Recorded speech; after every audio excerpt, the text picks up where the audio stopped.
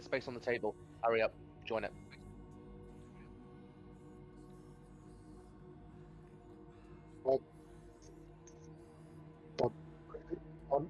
On stream, I can't hear you, but I can hear myself and Neil. So, we can't hear you. A stream quality improvement.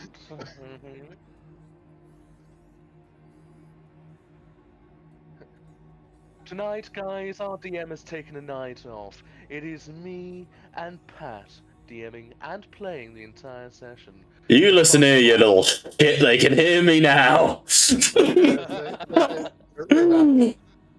What I'm trying to say is, oh my god, it is good to see the Walking Dead style. Like, since it's been over a year, honestly, since we were last in the Walking Dead role-playing game system. Indeed, where last we left off. Actually, you know what? I can make this way nicer to look at if you just give me a second on stream. I've done a real 180 from my last character, a fucking openly gay, antisocial bodybuilder of a man. What else is new? No, it's weird because obviously, like, the first stream I ever truly did was The Walking Dead: Silence of Saint Sophia, which was basically a prequel to this, to what we are doing now. 1 second, just deleting that. Unga bunga unga boo, window capture, dice rolls. Yeah, I know dice rolls is already in use. Select window to capture, chat log. Done. There we go. Now I can drag that to there. Apologies, I realise that this is very unprofessional of me. Welcome to Tattletales. We're here for a good time. Meme stream. Well, I like things to be fun. There. It's just really cool to see the Walking Dead style again, like with the blackboard and the minimal information given to the players, you know, all of that. It's very satisfying to do. Right, so all I now need to do is quickly grab the chat box, drag it up there so that it's visible. There we go. Oh, you love to see it. Cool.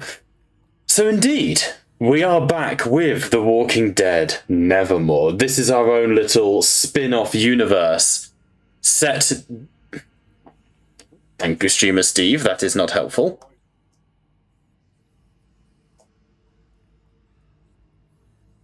Is it opening the chat box? I will fix that shortly. Sorry, it's just being annoying. It's opening the chat box and I don't want it to. I'll fix it in a minute. It would appear that we have returned once again to The Walking Dead Nevermore. This was one of the first campaigns that I've ever run as Tattletales RPG. Walking Dead Nevermore is set in the UK as the wildfire virus, the zombie plague as it is better known, has ravaged the nation. But things, as always in the UK, kind of do their own thing a little bit. And what you know from watching the TV show is not what you should rely on for information.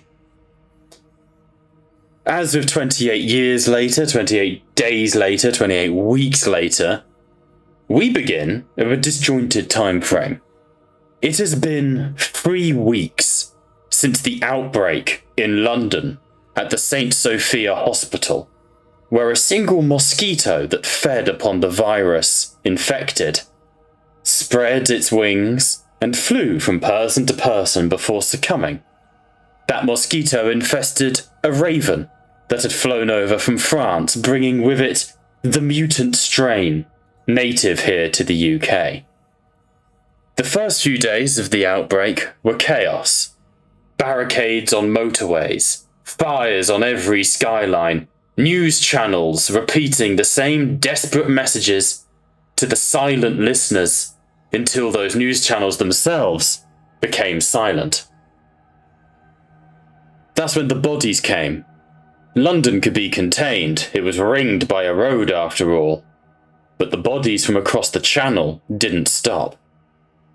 Characters like Jamal, and people who we introduced ourselves to a little while ago who went to help refugees from the so-called riots in France. I like that, Liam. It's canon. From the so-called riots in France, became swiftly overwhelmed by the rising tide of the resurrected newly dead. By the second week, the tide had been washed ashore more bodies. Whole rafts of the desperate and the misbegotten, tangled in seaweed and wire, drifting across the channel from Calais. Some had died. Some had been eaten to the point of immobility. But enough still moved. Rumours say that due to the way that the infected spread here in the United Kingdom, there is a mutant strain, faster, hungrier, spreading north from Portsmouth across the coastline, up towards Canterbury and Kent. Few believe the government is actually still functioning, and nobody dares go out after dark, but the dimness of the light and the eerie quiet do not seem to be downsides to the dead. The nights belong to the deceased. The streets silent but for wind and the sounds of faint shuffling in the fog. Our party live in Wickerton, a town that we have randomly rolled for and created, as with everything in this campaign. I have no plot, no plan, only the sweet whims of Mother Mercy and luck. Truly, there is no plot to this campaign. This is simply how long can the party survive? What narratives will you create for yourselves?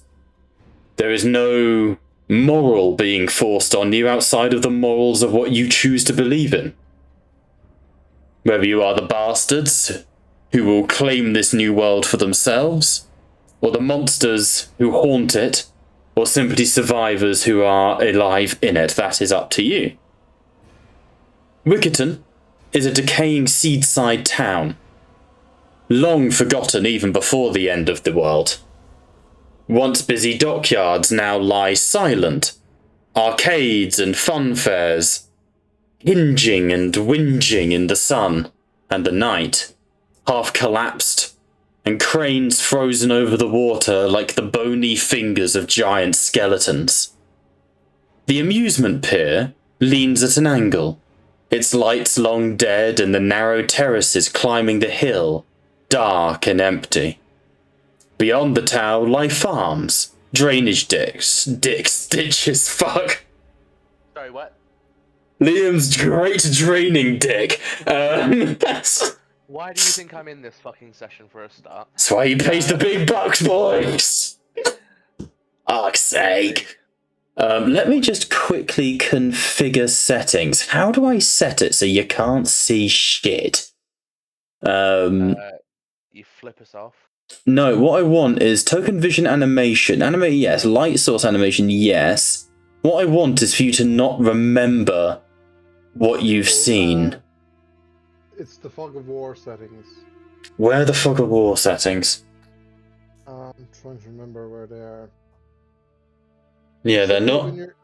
The scenery settings, you know. I'm on core at the moment. Configure interface, permissions, prototype overrides. Oh, that would have been useful when I was making all the bloody tokens. Just because what I want is, if you look at the stream, there's this really cool effect of like the map grows on the screen. I want to keep that. You know, you need alcohol. We haven't got Wobby here just yet, I'm afraid. Disable game canvas? No, that's not it. Oh, I had it the other day. Audio, video, permission interface. Is it interface? Oh my god, I just made my interface smaller. Oh, I don't like that. Ooh. Go back to how you were. Chat notifications. Okay, that's not it. Cool though. Oh, it's so annoying. Walking Dead RPG. Show players the threat level. That's fine. Bailey weapon dice. These are all the module tokens. That's not helpful. Oh, how do I do it? Oh, hello. Why has it done that? Maybe it's under like player set, like each individual token vision settings. I'll just quickly grab Liam here. It's in the fog manager. Where's the fog? Oh my god, it's swapped bloody screens. Streamer Steve has become the DM, and the DM has become Streamer Steve. Thank you, guys. Technical difficulties. My apologies.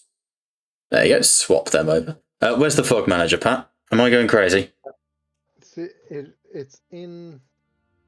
I've got clear lights, reset fog of law. That's all there. Under configure settings, or is it edit world? No, it's not edit world. Or a simple fog is what it's called. Is that a module?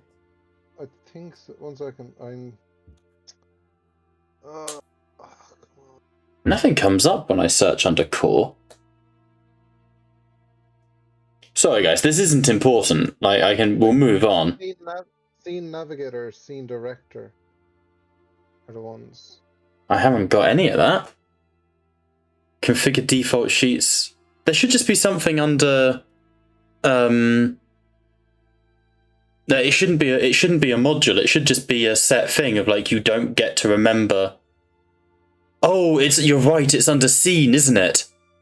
Hang on. If I go, the farm, configure, lighting, fog of war, fog exploration. That's it. And then we untick it. Save changes. You should only be able to see now what you can actually see. So if I move Pat over here, you should lose vision entirely of that. Oh, have you lost vision of the farmhouse? It's gone dimmed. No, that's what I'm trying to avoid. I don't want it dimmed. I want it gone. Now, what did happen is I'm after losing the previous one, so we might just need to reset. That's a shout. Sorry, guys. Let me have you guys start together and we'll introduce characters. We also do have what's called the threat level, which is this thing, which I will explain the mechanics as we go, because the threat level is quite an important factor. Okay, right. Reset fog of war. If it would let me. Hey! Yeah, there we go. Now, if I do that and put Liam over there. Yeah, Liam's forgetting what he's seen. Sorry, Liam. Stop abusing the child. Nah, never. Sorry, it's really important because it makes the stream look way cooler. Putting it that way. Alright, where was I? Sorry about that. Bob getting very distracted.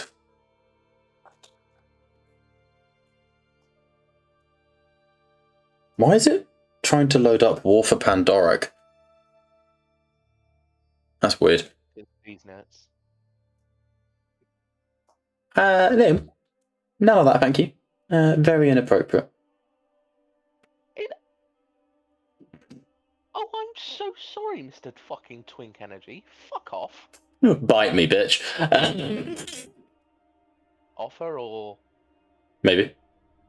Done.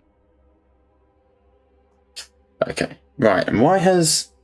And now we've lost the fucking dice chat. Oh, that'll be because it reset. I can fix that. Sorry, it's not a Tattletale stream without copious amounts of technical difficulties. There we go. And then... Figure settings. Display...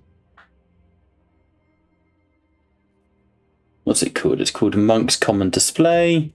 Setting per scene. This isn't players. Close image pop out. Just friendly. Screen padding. Pan speed. No. Show camera views.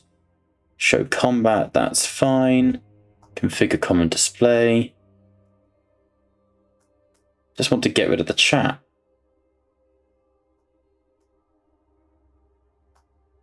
Save settings. Right. Steve. Yes, reload. My apologies, team. Sorry. God dang it. God damn it, it has logged me in as fucking Steve again. And it has also lost the threat indicator and the... That's fine. I can fix that. That's fine. That only takes a second just to pop it out and put it back in. But has you in as Game Master? Yeah, no, I'm fixing that now. Why?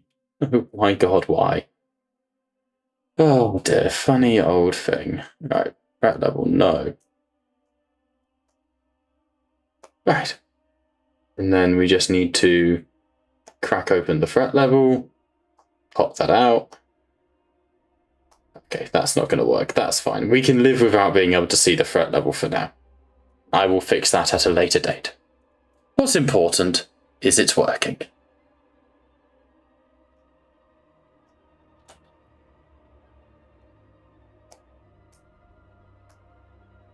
There we go. Right. My apologies. How are we all? So. There we go. Trying to regain something of what I was talking about. The amusement piers of Wickerton, lean at angles with long dead lights, drainage ditches, and great sinkhole quarry where authorities used to burn the bodies before retreating. The survivors here have been keeping to the shadows, whispering about shapes seen near the shore and lights moving out on the water. However, supplies have been running thin. Tempers have beginning to get even thinner. No one knows what's left of the outside world, whether there even is an outside world to return to.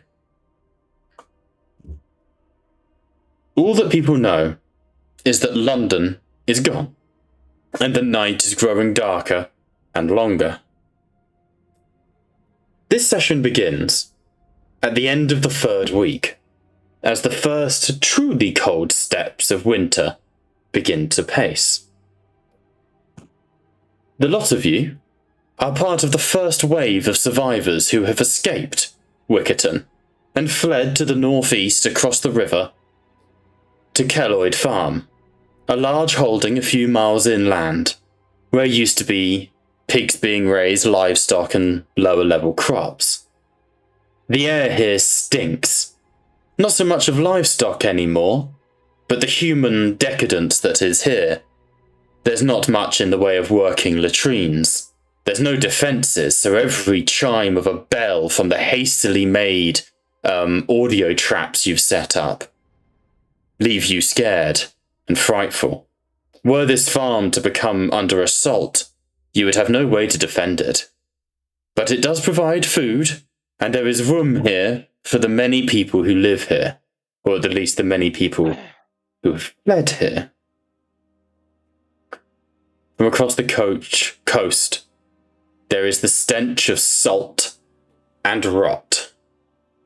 And we come across to Keloid Farm, where we can see various people milling around, pair of teens smoking in the corner.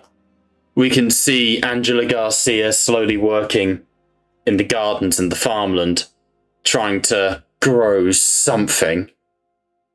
Down towards the storage room, you can see Angus, who came with you from fleeing Wickerton, trying to make sure that everything's secure, make sure that no one sneaks their way in. You've made some friends here, people such as Matthew Green, who has also been wounded and injured. Daisy Becker, who helps out in the gardens, a little bit of a drifter, but not someone who you find particularly unpleasant. But one person does rule you with an iron fist. Denise Keloid, the lady who owns the farm. And also, by happenstance of also owning a shotgun, the lady in charge of this group of survivors. But who are this group of survivors? That's the question. And it's a question I'd quite like to answer. Pat and Liam, you have been on the farm for roughly 2 weeks now since the outbreak initially started. What have you been doing? Give us a little insight into your day-to-day lives at this point. Well, as a very small child at this point, no more than, I'd say, about between 8 and 10 years old, I'd say. A bit of a darker backstory, and bear with. You don't have to tell people your backstories, remember, unless you feel Pat would have been there with you. No, absolutely fine. I'm not telling the entire backstory.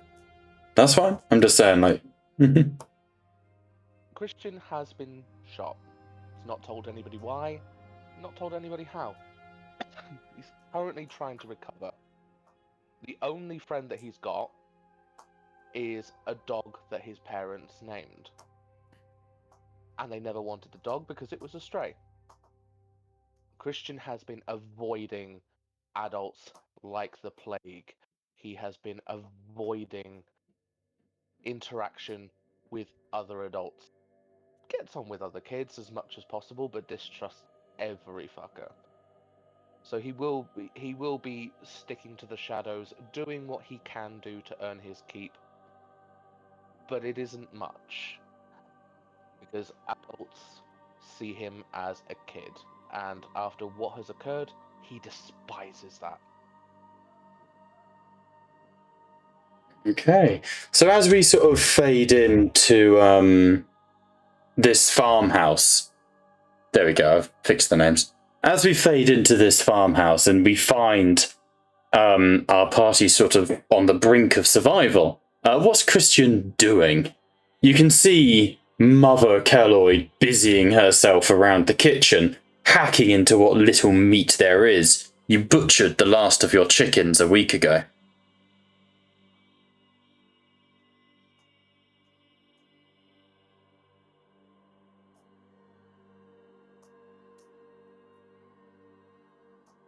Oops, wrong map. What would Christian be doing?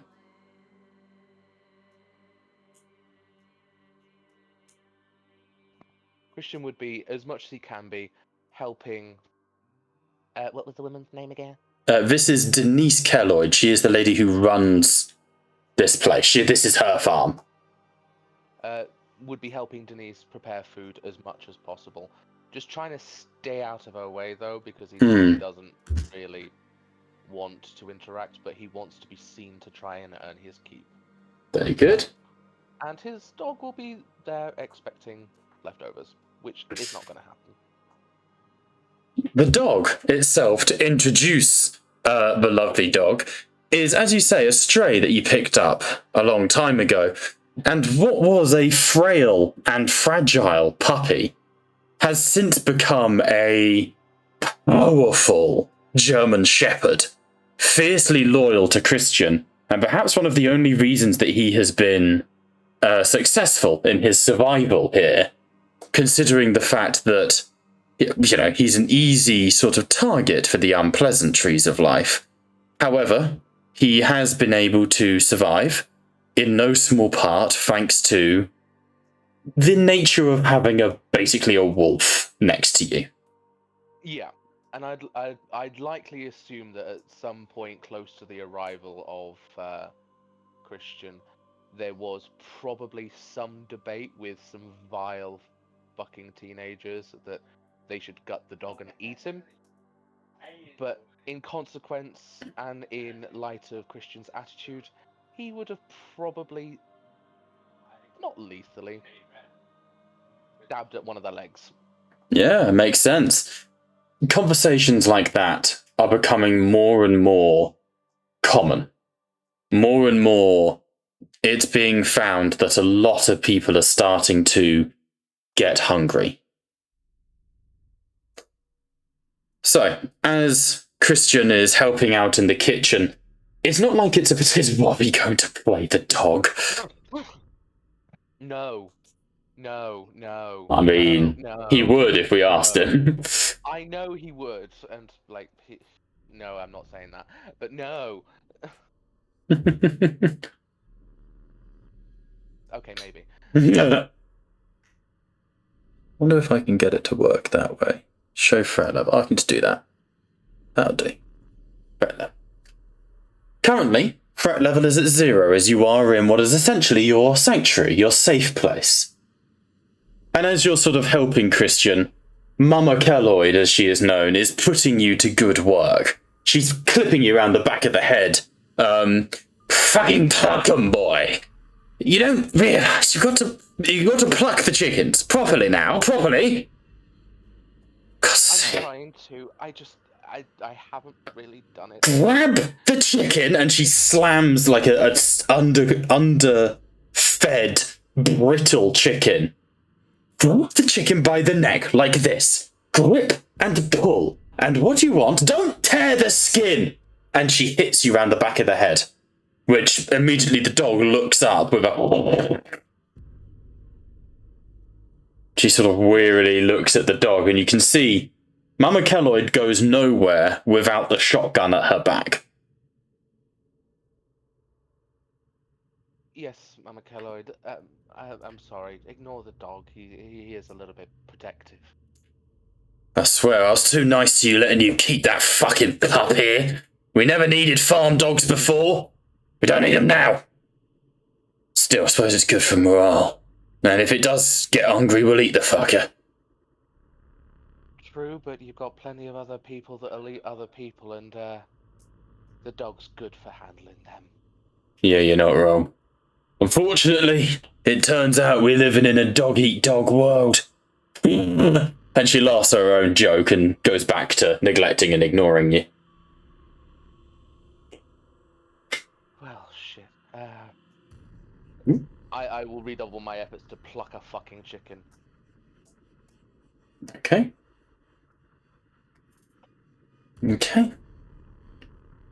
So, just fixing that. Out of curiosity, would you thematically say that I'd roll a wit survival for that? Yeah, 100%. Survival skill? Yeah, so this is the thing. The way this system works is, as the DM, I'm very rarely going to ask you to make checks, unless it's like, something we're doing. Instead, you need to be telling me what you want to do, and then we will make it happen. This runs like the Walking Dead RP system, where I'm not going to be like, look at the map, everything that's in the room is on the map. It's, you're in a kitchen, you tell me what you think might be there. You're fighting a walker, you reach for a knife, we roll. If you fail, there's no knives left, or the one you get is blunt. You see, you see how that's how the system kind of works with Walking Dead and Alien. It's very much, you tell me, and there is no limit to your creativity.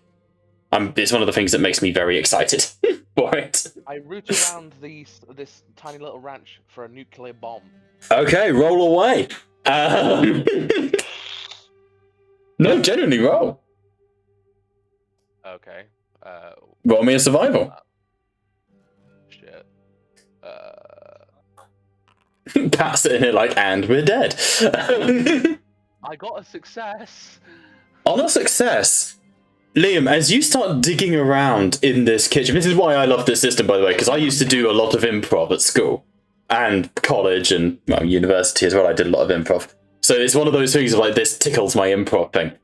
You start going through cupboards, and you sort of do so subtly when Lady Denise, or what's her name, Lady Kelloid, Mama Kelloid isn't looking, and you go to the bottom of this cupboard here, where what's his name, fucking Angus can't see you, and you look, and at the back you can see essentially a jar full of nails, which seems to have like a lit rag in it, or not lit, but like a rag going into it. And you get the feeling that is a makeshift, like, explosive. It's a nail bomb. I shove that under my scrawny little t-shirt. Make a sleight of hand. I need a, let's make it a stealth check. Sorry, Pat, we will introduce you soon. Okay, so here's a big part of the system. You have no successes right now. Do you wish to push? Yeah. So push lets you re-roll, but you Successes. gain a stress die. 2 successes. You and cough loudly, and your dog goes and starts barking. And as your dog barks, Mama Keloid goes, "Let's get the mutt out of here," and sort of chases him off with the broom. And Cunt the dog goes and sort of sits in the corner a little bit. All right, Mama. He probably just needs a pee. We'll let him out. She goes, "Fine, not on the front porch." And I'll quickly move you over to the other side of the map as you go out front. But you are able to... Oh my god, stop clicking things, please. But you are able to quickly grab that little explosive and stick it under your coat. It's not small, though. It's quite clunky. And as you quickly go out the front of the farmhouse here, Cunt the dog runs down to the front and goes and pees in a bush. And I will add... So you see, that's how it works. You want to find something, I'm not going to give you a nuke, but I will find, something. Thank you. Apologies, Pat. Stealing from your introduction. Liam done now. There you go. I have added a nail bomb to your inventory. So, as Connor goes running out of the room, he sort of shoulders past a devilishly handsome, if I say so, Pat, red-haired gentleman who sort of stood by the door, either smoking a cigarette or leaning heavily on an axe, a fire axe. Pat, if you'd like to introduce your character. Oh, what the? Where did that? Yeah, so this is Dermot. He's a 23-year-old kind of Irish-English lad. He spent some time... He's originally from Ireland, grew up a bit in England, some over and across the channel. And he tends to kind of fade into the background, despite his looks and his the fire axe. Like, people tend to ignore him. And in the last 2 weeks now, he's been, anytime a new group arrives, he's kind of desperately searching the faces, looking for any familiarity. And he's after returning from a ration run, and he is carrying in his hand 3 breams that he fished up from the nearby stream. So the river that separates the Keloid farm to the main town of Wickerton is a rapid running river rush, which, while dangerous, were the bridge not in good order and crossable, wading it would be dangerous. It is this river that has also provided you with the greatest sense of protection. You have managed to find yourselves with a natural moat, essentially. This sort of defense that has kept you alive and well. Fishing in it, however, is acceptable, if dangerous. The dead have been known to float along its banks, and you do not know how easy it is to spread this disease. But, for now, food is a welcome thing. And a number of the other survivors do sort of join you, Pat. Elizabeth, Peggy Becker, Rebecca Lee, Angus, who's stood over here, all sort of come and clamber around you. Let me add a couple of them to the map. So if I say that you're sort of at the table over here, as you're sort of setting the table, Angus comes over to you. A fellow Irishman who's sort of moved. I think we must be on the coast near Ireland. Angus looks over to you. What have we got, Dermond? I managed to get myself some bream. It's not fucking bad. I guess we'll take it. But how do we clean it? Yeah. I think I watched Gordon Ramsay do this once. Well, that's fucking pillock. You gotta gut it first, and as I like stab my little knife into its gut, I imagine like a stream of like blood shoots into Angus. Oh, fuck almighty! Jesus, now I know why he screams at you cunts! Oh! What? Why? I didn't think fish had red blood. I didn't know fishes could pop! It's like it's fucking... Oh, that ain't fucking right, mate! That not the smell of that ain't blood.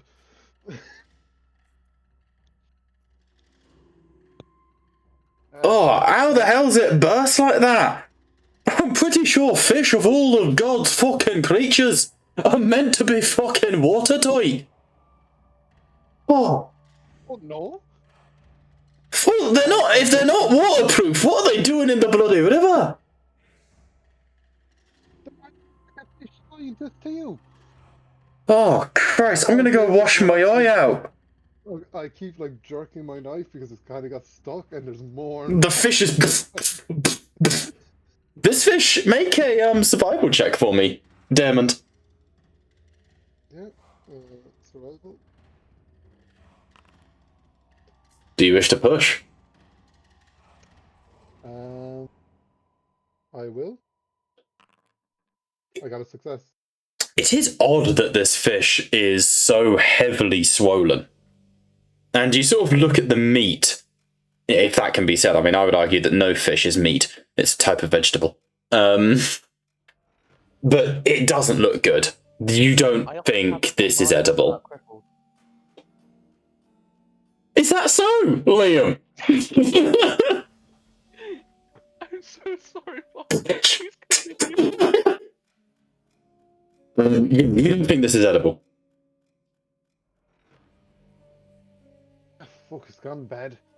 Yeah, you're telling me. And Angus goes over towards the kitchen and starts like he turns on the tap to try and rinse his eye out, and there's a and like fetid brown water starts to seep out of the tap.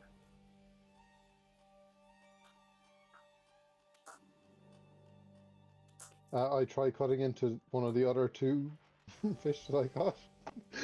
Yeah, make survival checks.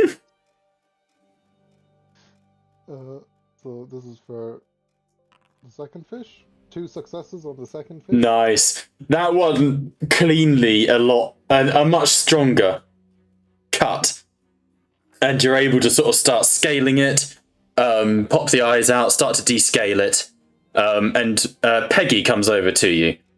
You'd know Peggy quite well at this point. If Mama Kelloyd is the antagonist of the farm, Peggy's your Rick Grimes. She was a nurse in a former life back in when the world was the world, and is very much the no-nonsense, kind of quiet leader of the survivors here. Sorry, she wasn't a nurse. She was a firefighter, a former firefighter. Let's check her cat sheet. Which in a second. It's all right. Don't pass that one here. Pass it here, Diamond. And I get 2 successes on the third one. She takes one of them, slaps the fish onto the side, and brings out a knife and starts scaling it. And she goes, "We've all got to chip in, all right? We've all got to chip in together. Rebecca, do you know anything about fish scaling cooking?" And Rebecca, who's a friend of Peggy's, goes, "Not really. English teacher, didn't do food tech. Oh, bloody useless. Well, is there anything in Shakespeare about cooking fish?" And she sort of flips her off, double bird. It's all right, no worries. All right, I appreciate it. When you get a chance, would you grab, what's his name? Christian. That's worrying me. And Peggy points over to where Angus is trying to, like, boil over an open flame a pot of the dirty water. Something's not right with the water. We need to get that looked at. No worries. I'll take a look at it. I'll also throw this thing out. I don't know how a fish goes off when you're walking away from a stream. Like, I'm holding like the big rotten bream in Just one hand. fucking grim. I'll be real with you. Fucking grim. But, to each their own, I guess. It's like dripping like the brown blood. Oh man, we've all seen rotten fish, right? Like, nasty. Where the fuck do I throw this? No, the pigs will eat anything, but we killed So, the pig then. at this point, the pigsties, one of your projects here at the Haven, are still under construction. So, you sort of go outside. Let me move your token over to the outside portion. Is there like a compost bin or something? Yeah, so where I'm moving you now, down here, this is sort of like the cropland. I'm not sure. Oh, Denise came with you, apparently. I'll stick her back. She doesn't leave the fucking house. And there's a compost here that's usable. And you can find here some of the other survivors who are helping tend. So where Angela here is, I don't know if you can actually see the names. Oh, you can if you hover. Good. Yeah. Um, only on some of them, though. Yeah, no, I'm fixing that now. Where you can see Angela here, she's by the compost, sort of currently turning it over with a pitchfork. Watch your head, Angie. Oh, God! That fucking stinks! You know, the smellier the better for shit like this. I guess. Oh, you'd know. The little lad, have you? What? Egg's looking for the little guy. Oh, what, Christian? Yeah. You must have passed him. He's up by the front of the front porch of the farmhouse. Right. Why? What do you need? What's the problem? Something wrong with the water. Brown as a bowl after an Indian.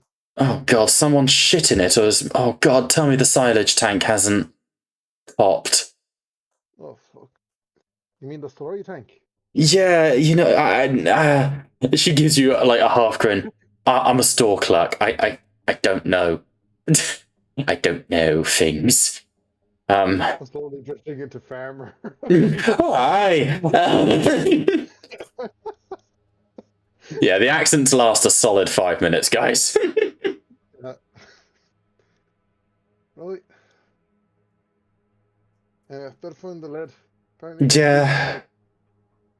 I'm just going to keep turning things over, okay? Yeah, okay. If you need to get to the water, ask Linda. She's on the she's up on the second floor in the house. She's the one who's been dealing with all of that. She's actually a farmer, you know? Will do. I go to the front porch to try and find Connor. Yep. No stress. You sort of make your way back to the house, pushing through sort of the various crowds of people. You do hear this constant diddle-ling, diddle-ling. These bells are when people break the... You only have like a wooden fence protecting the farm. And when you hear the bells, it means the dead have, you know, triggered them. For the most part, you've dug pits and little things to try and belay them. But I think your heart still goes with a jolt every time. Which is why I have upped, if you look at the fretometer of news, I have upped the threat level to 1. Just to represent the fact there is a constant threat here. This place isn't safe. As you sort of move up, you make your way back to... wait, did I put Owen on the map? Yes, I did. You make your way back up to the farm where... Liam, what does Pat find? Wait, Christian, no time for games, lad. Where are you? There's plenty of time for games. Everyone's fucking dead. Woof. Sorry. Get fucked. I've got a character to play. I'm in the zone. Please don't disrupt me. I'm role-playing. Alright, cunt, go dribble. Woof.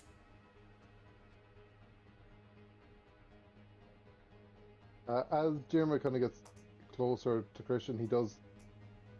There is a kind of a brief moment where he kind of looks at Christian, and it's like he sees Christian but doesn't see Christian. Hmm. But it only lasts for like a brief second before. Right, Peg's looking for us. Looking for you. Come on, she's in the kitchen. Christian Bring the would go dog. to Sam. Right, what does she want? Something with the water. I think there's a small space we need to put you in. Oh, lovely. As if nobody else here could fit in a small space. They have to do the child's work. Let's go. That's why I'm getting you, lad. You think we'd stick a kid in a situation like this? There's Come on. plenty of situations that adults like you would put a kid in nowadays. Lad, I don't know what happened to you, but you gotta have a bit of faith, lad. As you sort of say that, opposite you, Matthew, one of the other survivors, looks at you and goes, "Oh, pull your fucking thumb out, will you, Christian? I know life's shit, but it's shit for the rest of us. Cut the fucking crap, will you?"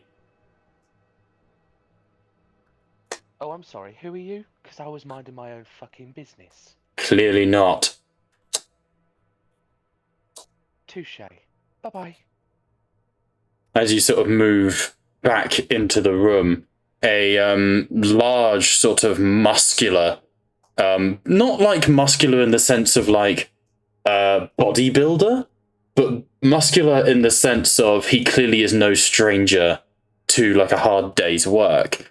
A chap called D'Angelo Marcus sort of steps out the front of the building, rubbing his eyes, stowing something underneath his shirt, and he sort of puts a hand on your shoulder, Christian, just goes, "Easy, lad. You're a fighter. World's gonna need fighters now. But let's make sure we're fighting the right people, yeah?" I'm always fighting the right people until proven different, sir. Don't call me sir. Would I be able to see Clock what he's stuffed underneath his shirt? Yeah, make a little perception check of some description. Scout? Yeah, that'll do. No. I'm going to try and just slip in by. I've told the kid to come. It's up to him now. Alright. As you guys sort of slip in, D'Angelo will join you. Sort of not wanting to let the kid out of his sight a little bit. And you see Quain and Matthew sort of at you as you pass. So I've made loads of tokens and artworks for all the different like survivors, because you're starting with loads, because you guys rolled for like a maxed out haven. So I've gone through and made notes that they all have their own little personalities and all of this. Hey, Peg. I got the Christian. Peg looks at you. "Oh, brilliant, about fucking time. Right, you two. Water is dirty as all hell. Yeah, absolute mess. We need someone to go have a look at the silo. The water here at least is... We don't want to drink from the river. We have a tank. It's out by the outhouse. Hopefully no one's going to need to crawl in, but just give it a good sniff, yeah? Make sure nothing's... well, make sure like no rats have gotten in it or anything." Will do. I figured, well, no offense, Christian, you are smaller. If anyone needs to go in, you're up. But I hoped maybe that, you know, your dog would smell anything untoward. It's absolutely fine. I'll go in anyway and see what the crack is, but at the end of it, I'd hope it's rats more than anything else, considering the alternative. Let's hope, yeah. And Peggy sort of gives you a smile. "I'd do it myself, but I'm going to get dinner ready for everyone. We've got a lot of hungry mouths to feed, and not much food, so Yeah, make sure. While you're at it, can you make sure we've got enough food in the stores? Yeah. Take a look. Cheers, guys. Appreciate it. I'll save you some good fish. And she sort of holds up like a shitty piece of fish that's like. And she goes, I don't know if fish spaghetti's a thing, but we're having fish spaghetti tonight. I have no idea what that is. Well, I guess we're all going to find out. She sort of gives you a half smile. I kind of mutter as I go upstairs searching for. I forget the name I was told. Linda. Linda. It's fine. I'll give you the runs. She goes, oh, that's the last thing we need. Back when the world was actually the world, I used to play, what was it called? I only got a few days off a week. Oregon Trail, dysentery, biggest killer there was. We've got to be careful, wash our hands, you know? God, I'm running the fucking apocalypse from... When you hear her laugh. Did anyone else here play, like, survival games? Because that'd be really handy right now. I played Last of Us when I was at home. Last of Us, State of Decay, solid. I'm sure that'll all come up, yeah? Yeah, I was shit at it. Oh, there's sort of a bit of gentle laughter, but like this hasn't hit the point of depression yet. We're still only a few weeks into the apocalypse. The vibe I'm going for is still people are hoping for like the military will deal with it. An easier way out. Yeah, we're still at the beginning of this. As I walk up the stairs, I do kind of and walk away from the table. I do slip a fork into my sleeve. Okay. You have. I'll add a knife. It's basically the same. Christian would call out after Paige. Just to suit my kleptomania. Of course, yeah. Christian would call out after Paige, was it? Paige or Peggy? Peggy, that's it. Mm-hmm. Well, unfortunately, you got a boy and his dog, not the lesbian and the middle-aged man syndrome. So I'll do what I can. What the? Who's been telling the kid about lesbians? Like this campaign takes place before the age verification rating on the internet. What, we're pre-watershed? I am, speaking of water, I am upstairs talking to Linda. Yep. Oh, Linda. Christian would follow. Okay. I hear you're meant to be sorting the water. Linda is sat at one of the sort of tables upstairs, more of like an Ottoman storage sort of box. And she goes, right, yeah, Rita, have you got... And you hear her friend Rita from the other room. Literally nothing. The old hag has put everything... Oh, hey, Diamond. Hey, Christian. Hey, Linda. You on about Mama Kelloyd again? Make a, manipulation check. Wait. Do you have a key for the One water? success. All you need. Go on, Pat. I'm asking if they have a key for the watershed, just to avoid like the water silo, so we don't have to break a lock or anything. Yeah, I'm just giving Wifey a hug. Hey, wife. You okay? Love wife. Liam sends his love and says thank you for the card. Katie's doing a heart symbol. Love wife. Love with. Lynn, on the manipulation, what was it you said? What are you up to? Linda. No, it was you're on about Mama Kelloyd again, aren't you?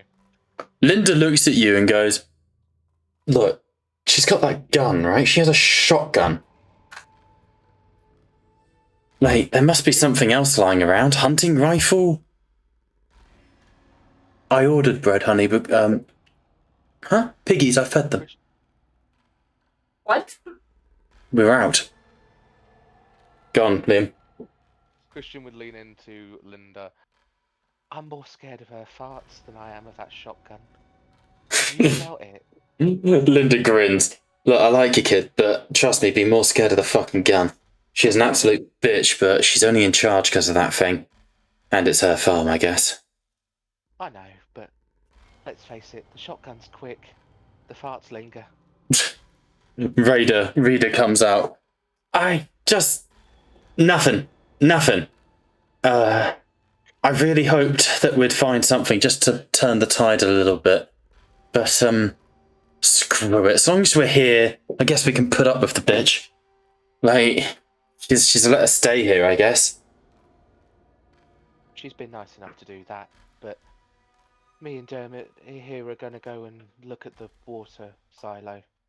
Oh, right. Linda goes, oh, you'll be wanting the key then? And sort of goes through various pockets. Linda, from brief chatting, a couple of burn marks on her face. She is a former farmer. So she's quite more sort of heavyset, no stranger to sort of hard work. And as she hands you the key, Dermot, there's a solid grip. Like, she could crush your hand. She looks quite frail, as does her friend Reader, but you know the two of them well enough to know they can handle themselves, even if Reader does need a little bit of prompting from time to time. It's so cool. I've literally I'll admit to using AI and being cheap, but every single character has like at least 4 or 5 bullet point backstories. It's great. Any advice? Make it quick, it fucking stinks. Gotcha. So, Christy, let's get going.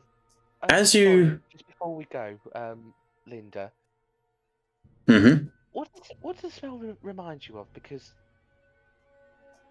to be honest, if it was...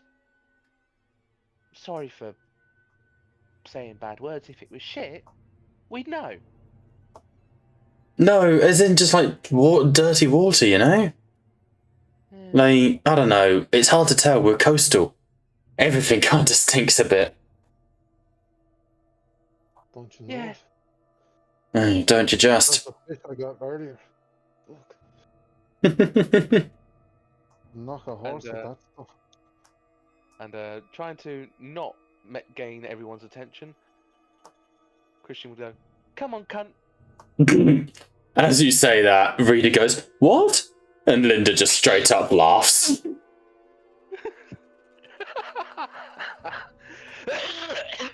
Oh. Linda sort of calls after you. Not sure if he's talking to the dog or you, Dermot. I'm Irish too now.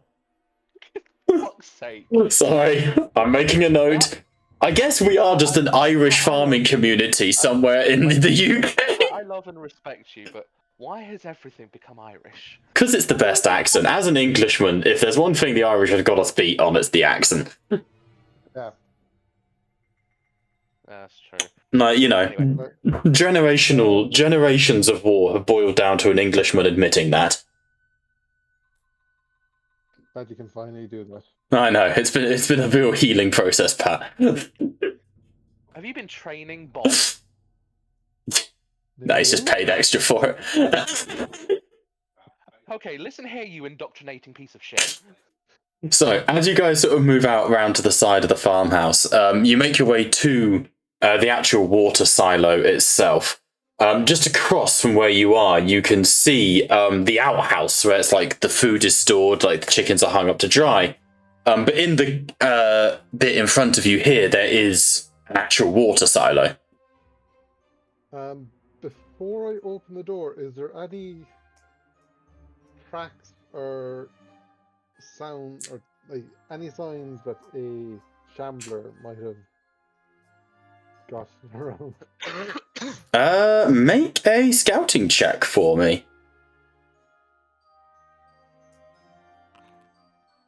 No successes. Do you wish to push? I am not pushing. Okay. You sort of check. The door's not locked, and you sort of look around. It is possible for something to have slipped by, but you can't see any obvious hints. Could I put my ear up to the door and go, do you smell anything, cunt? Woof. I do a scout check to see if I hear anything shuffling. Yeah. Do you remember that cunt is actually a form of war gear? Yeah, no. And he I'm does. not looking for advantage. It's more thematic.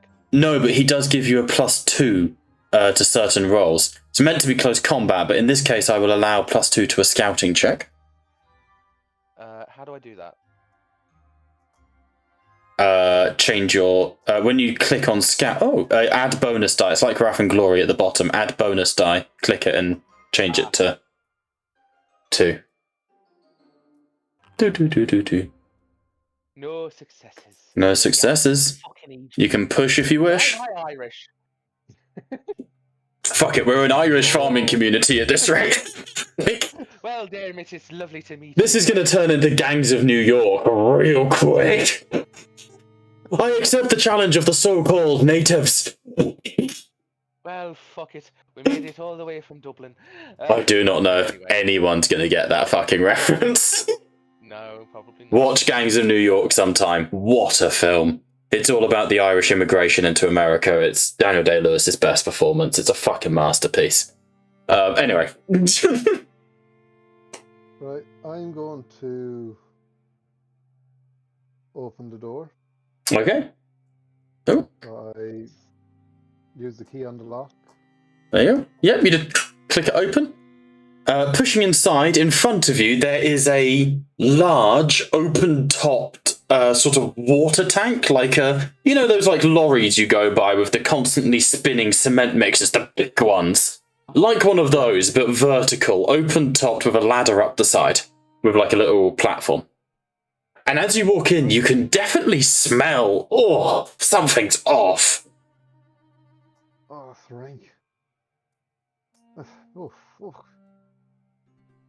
Right, let's make this quick. What does that even smell like? That's Check to see if there's any not holes. healthy. Yeah, check to see if there's any holes in the walls first. I'm going to like make my way around the water silo. Okay. Checking that there's no like. Okay, holes scouting in checks for both of you, please. Would I still get the +2 bonus, but or not? Not. It depends on the purpose. I was allowing it before because it was like a sniffing sort of thing. Yeah, I'm gonna say no. Okay. For gaps in the water silo, that's a human thing.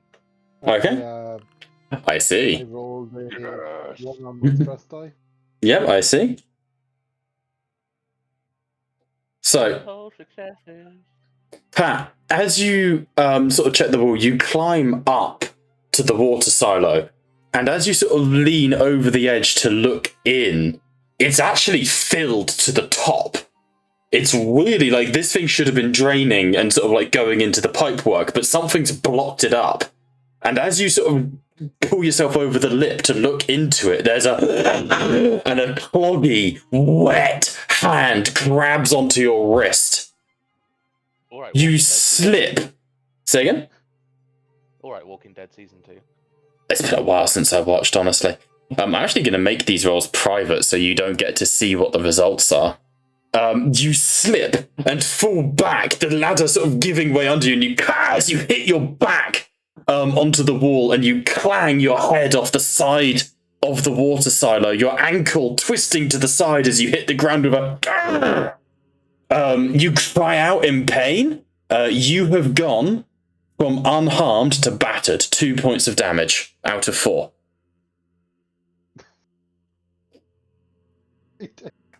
And out of the water silo, there's as dragging its way out of the top, there is a singular zombie.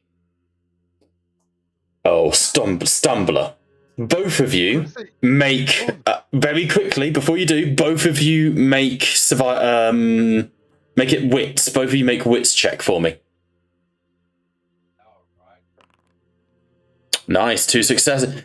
You recognize this. This is one of the survivors who was here. And you can see, having rotted away a bit of rope, it looks like he weighed himself down into the water silo.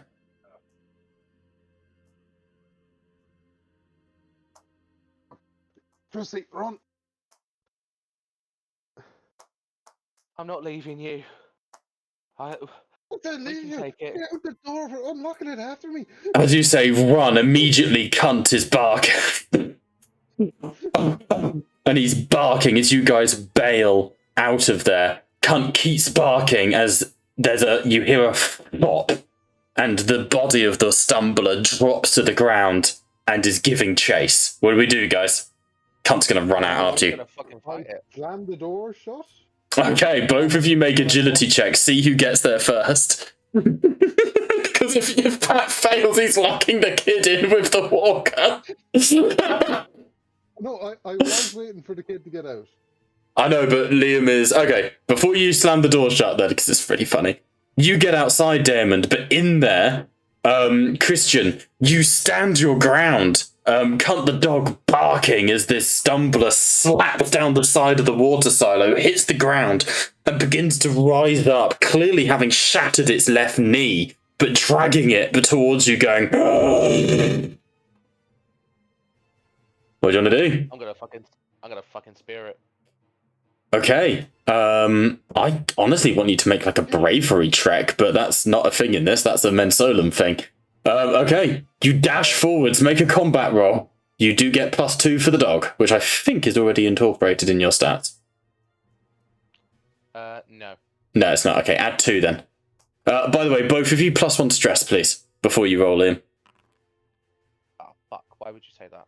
Like, it doesn't matter, because it's a fun time. Both of you out of stress, though. You step forward, you bring... So, let me know, is that invisible? You shouldn't be able to see that. No, I can't see.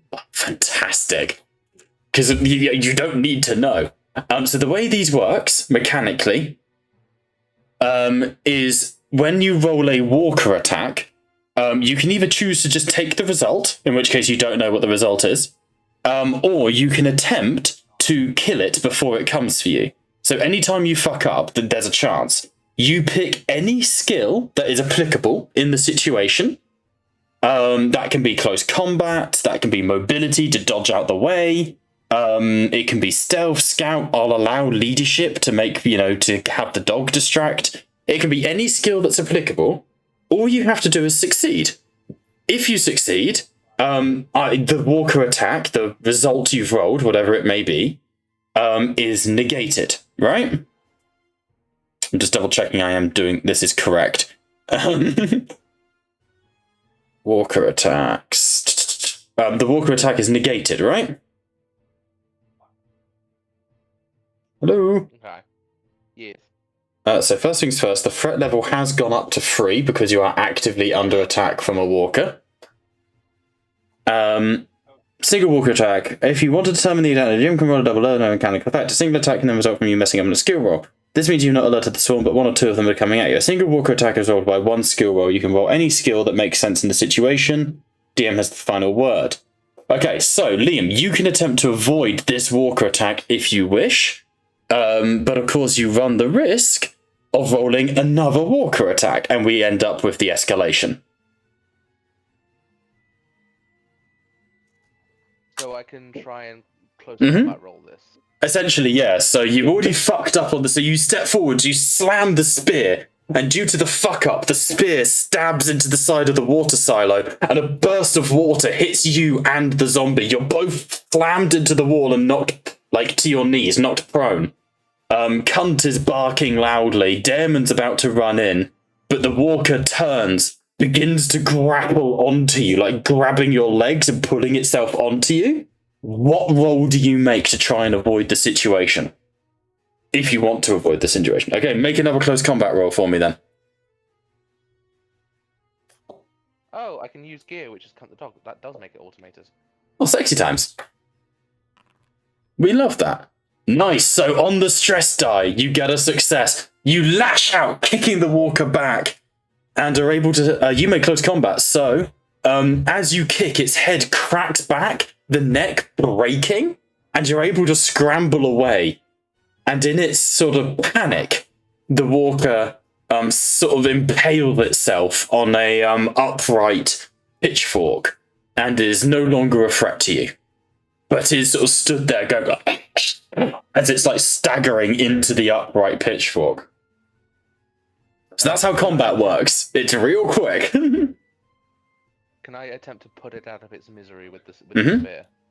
Yeah, you step up to it, make a close combat roll to coup de grace it. There is a thing. Disguising as the dead, killing a horde. Oh, no.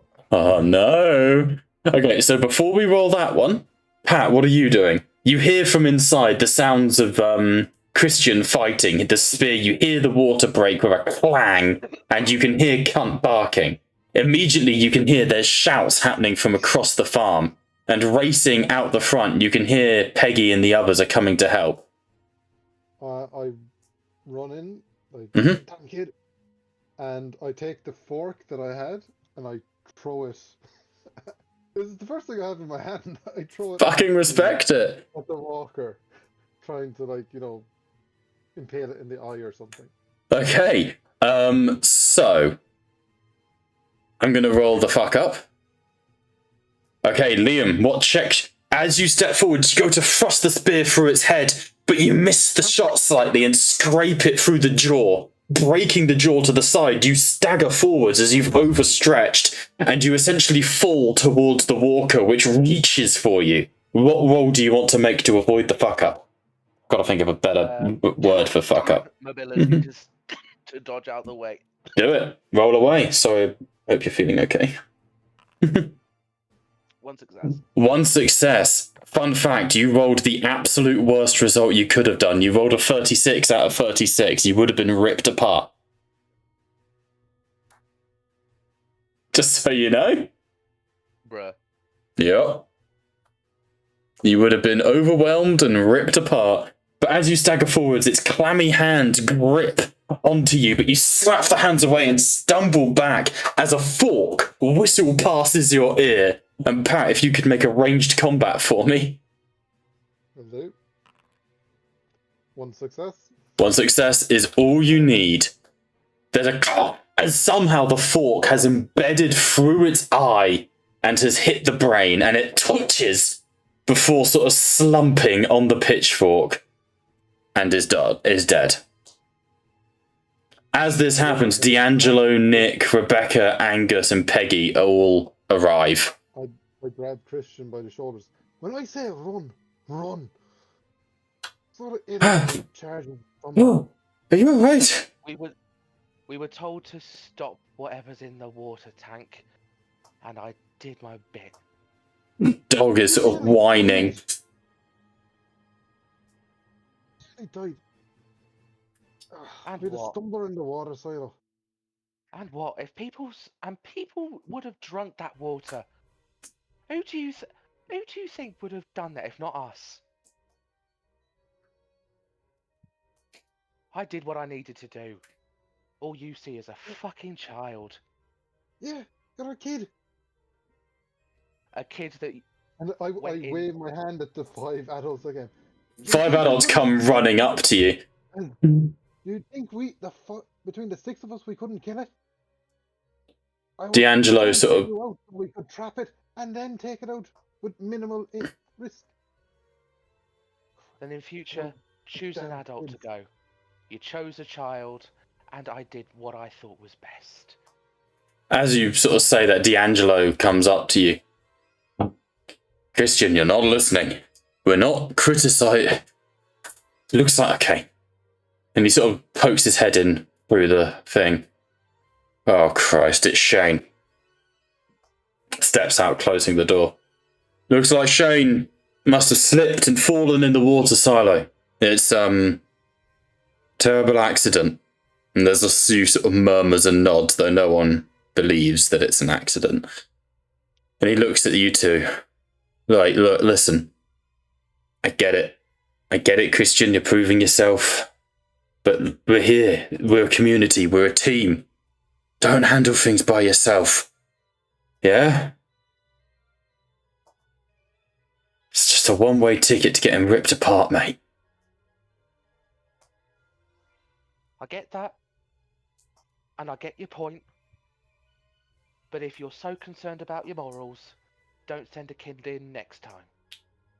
He's sort of looking exasperated. He looks over at Peggy. who sort of kneels down in front of Christian. It's not. We sent you because we thought it was a good job you could do. We didn't expect a stumbler in the water.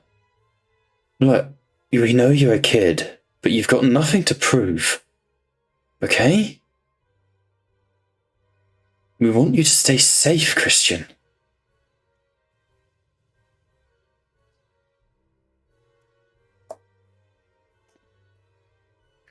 Don't get me wrong, Peggy. You've been very nice to me, and so's Dermot for saving my life. But you don't want me safe.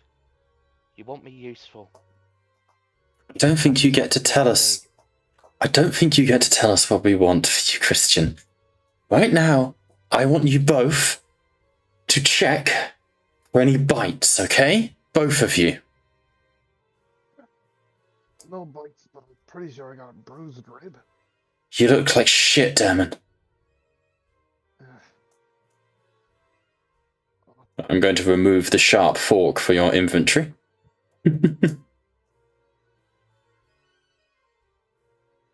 I don't think I got bit. Okay.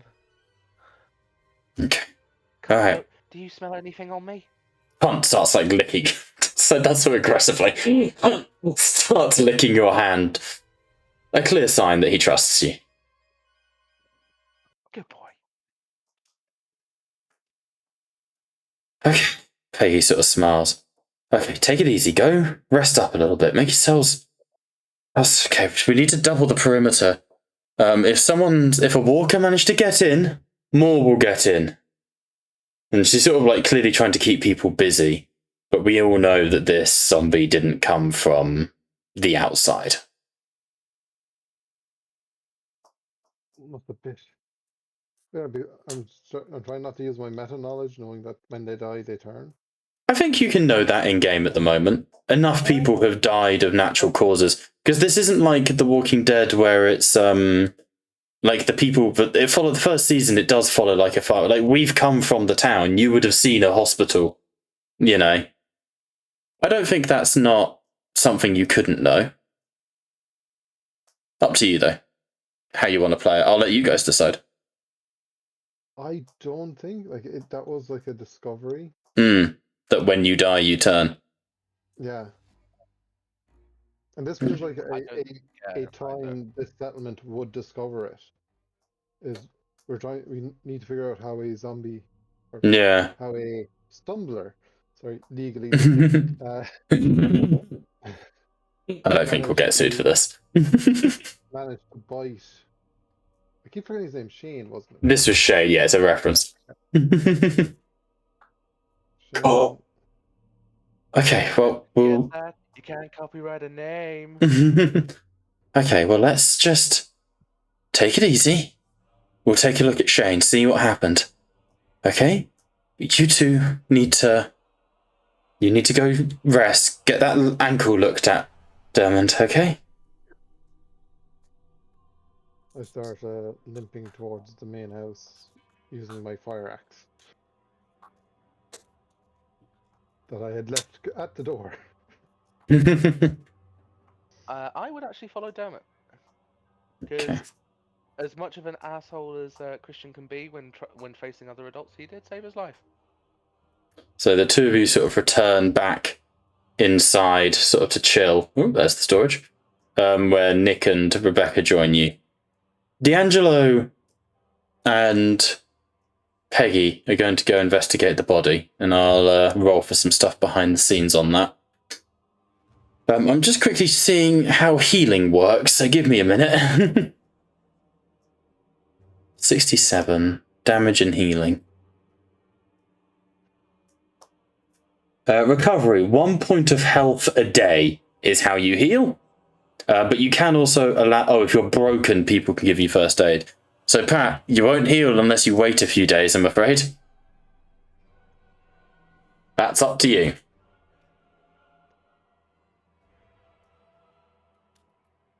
I think Dermot will take it easy, but he'll keep going. Like he wouldn't be pushing himself to go out exploring again, but he'd spend the next while doing small jobs. You sort of take a bit of time helping to rest your ankle.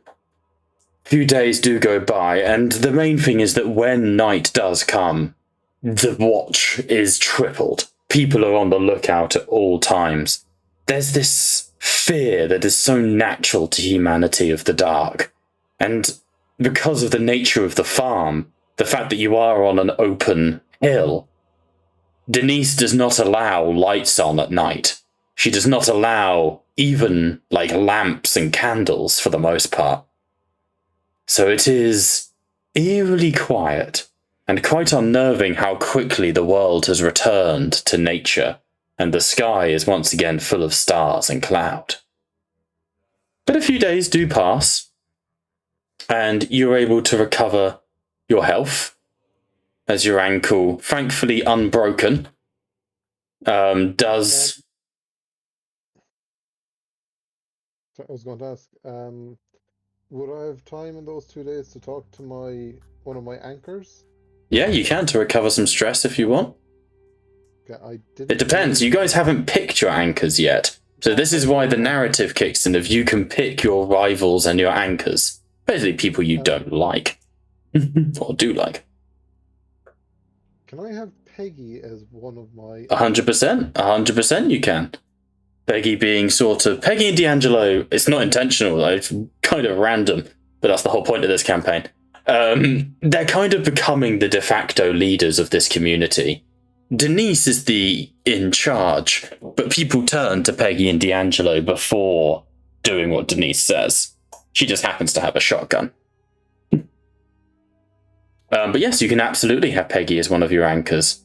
Liam, in the time in which Connor is exploring the farm and talking to people, is there anyone who you would treat as your anchor? And it can be a player character. You see, can I have only one? You can have a player character anchor and an NPC anchor. Because, reason being, and this is dark as shit, I would just choose for my NPC, Mama Kelloyd. Okay. Because he knows what to expect from Mama Kelloyd. And Yeah, there's no. comfort in that. I dig it. We can roleplay a little scene there then, if you like. Yeah, sure.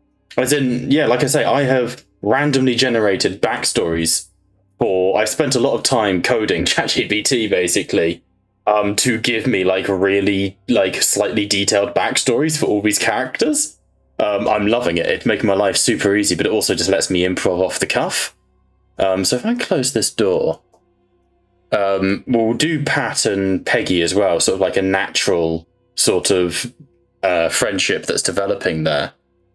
But during the time that Pat is resting, Christian, you find Mama Kelloyd stood by the window of her room that she so kindly lends to people. And she's clearly, like, practicing with the shotgun, loading, unloading, loading, unloading. And she doesn't see you enter, but she does hear Cunt the dog sort of make himself comfy on the bed. And she raises an eyebrow and then sort of decides to allow it. Hey, Connor. Mama... Yeah, it was Shane in the water silo.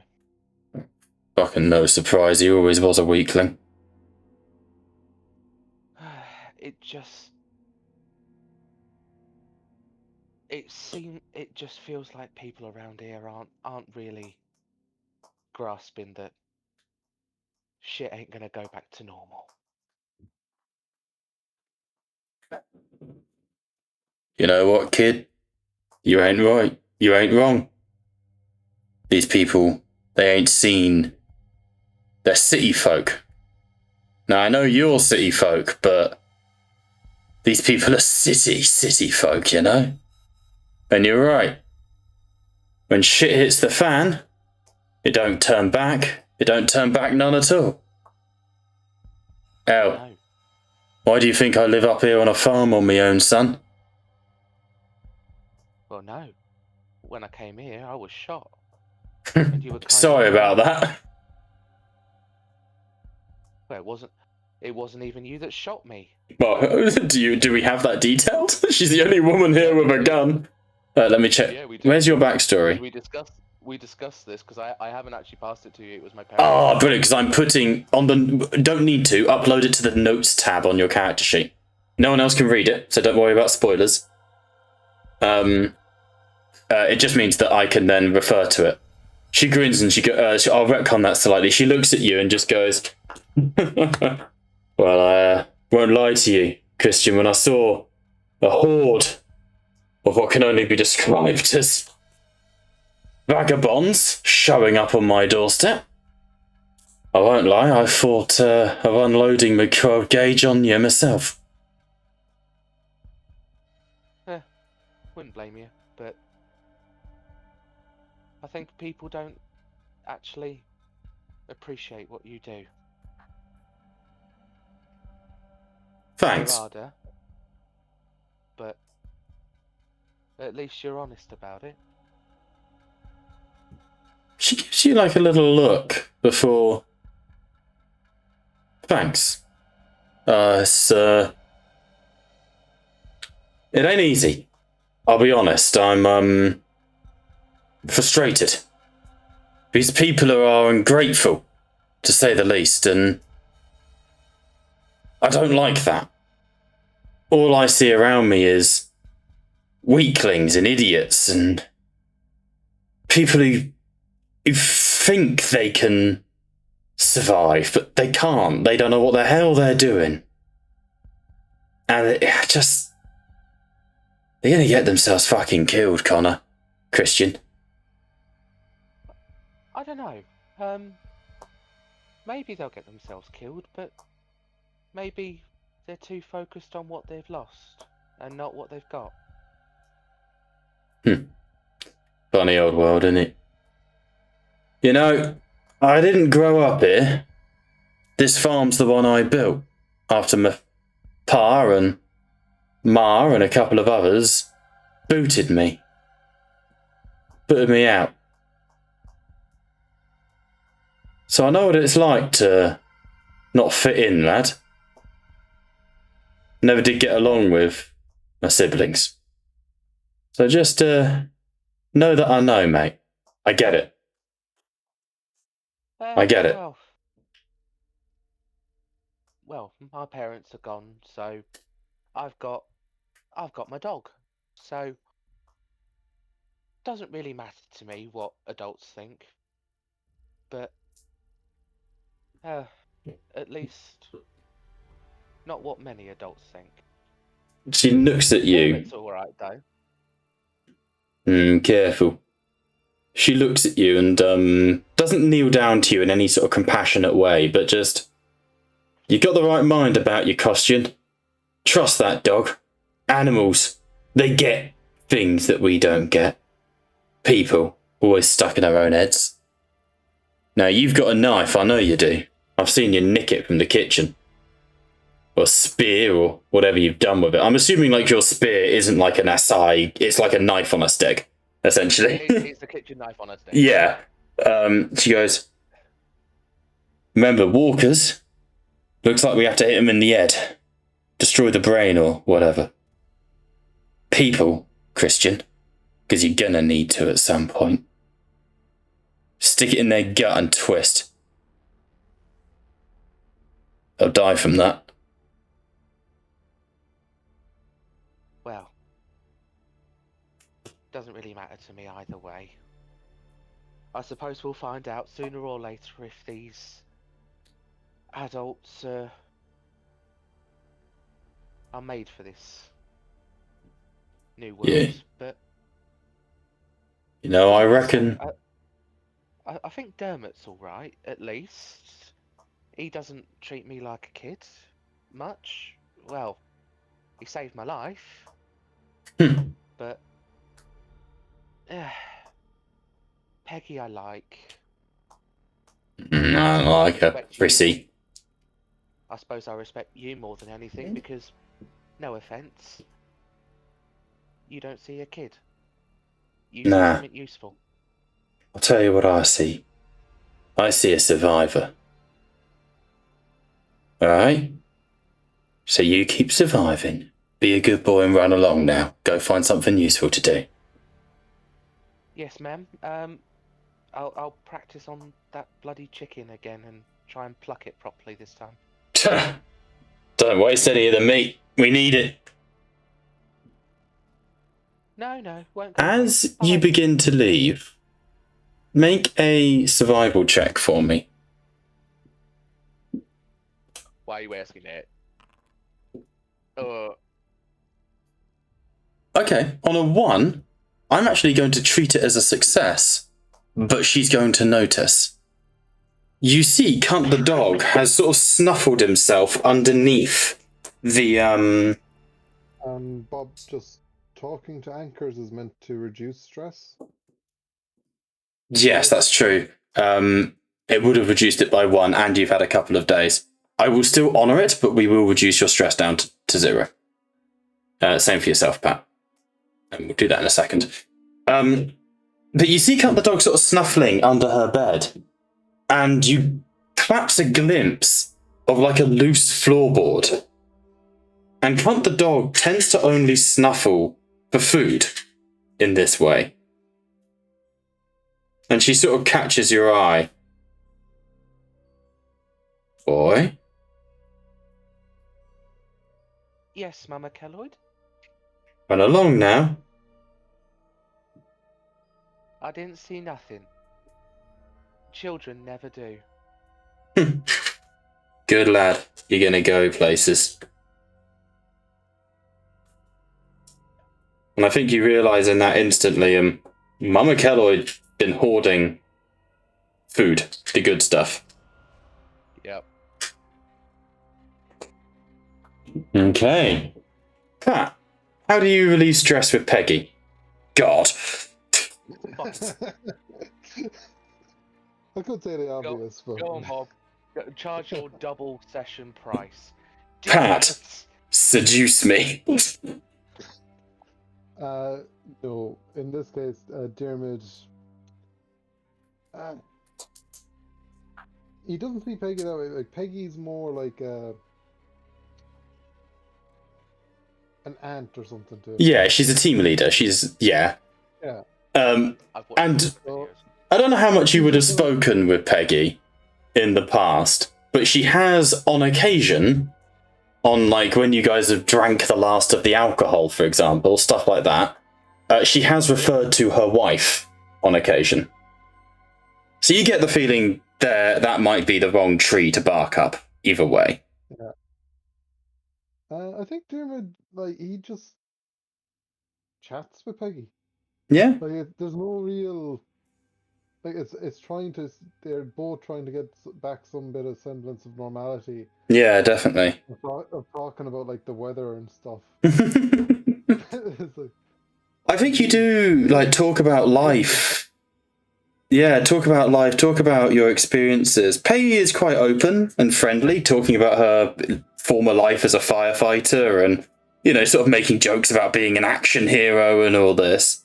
But the moment the conversation sways towards relationships or former family and people, she shuts down. She bottles completely.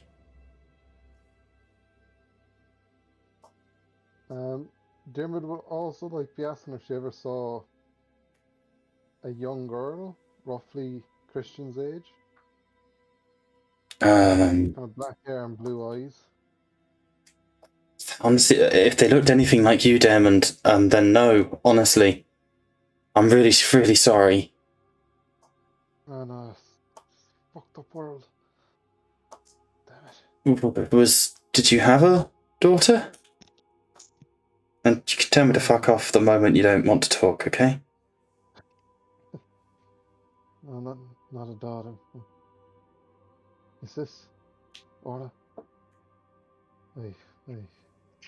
No, she's out there. She's out there. Hey, I'm sure she is. But a lot of us left people behind. But there's survivors in Wickerton, I'm sure of it. You know? And when the military get down here, when, you know, it's gonna get better. It's gotta get better, right? Yeah. Ought to get better. It's going to get better. I promise. And she gives your hand a squeeze. We just gotta keep fighting. Keep surviving. One day after the other. Yeah? Yeah. Thanks, Peg. Anytime, Damon. When you get the chance, go check out that storehouse. And by the way, have you seen Angus around at all? Angus. I haven't seen him in a while. Yeah. I haven't seen him since I brought those fish in. God, he's probably on the bog then and hasn't left. No offense to your cooking. Hey, I didn't cook it. Well, that's all right then. We'll blame it on whoever did. I'll take a look around. Maybe he's in the field. Probably. I just like to keep a track of everyone who's around, you know? Understandable. So, Here, I kind of lean in. Did you find out any more about Shane? Like, how did She- the scrambler get in here? she looks over towards, what's his name? D'Angelo. And then make a manipulation check, which isn't like you're manipulating her. That's kind of the same as a persuasion check in this, you know? Okay. One success. One success. She brings you over, sort of into one of what used to be essentially like a living room, or like a dining area, but has been converted into like a barracks full of bunks. But because everyone's out working the field at the moment, it's thankfully empty. And she sort of takes you to one side and just, listen, I'm gonna say this real quick, all right? D'Angelo checked over the body, checked over Shane. We couldn't find a bite. What do you mean no bite? I mean, no bite. There has to be a bite. Well, not necessarily. What if he drank the water and he was in it? You know, what if he swallowed that water and it made him like it was infected or something? You've been drinking that water for 2 weeks. Yeah, but Wouldn't we know? what if he, we don't know how long he was in it for, do we?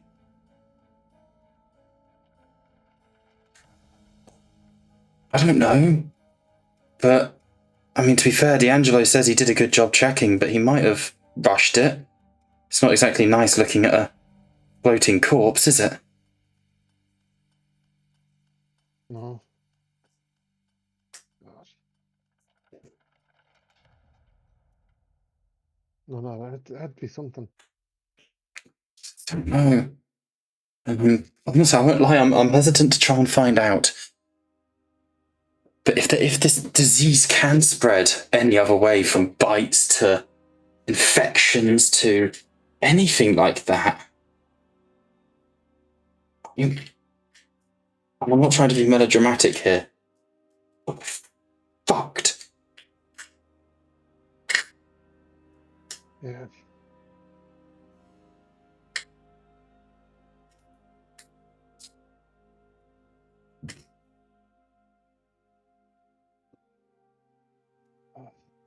I'm sorry, it's not good news. No.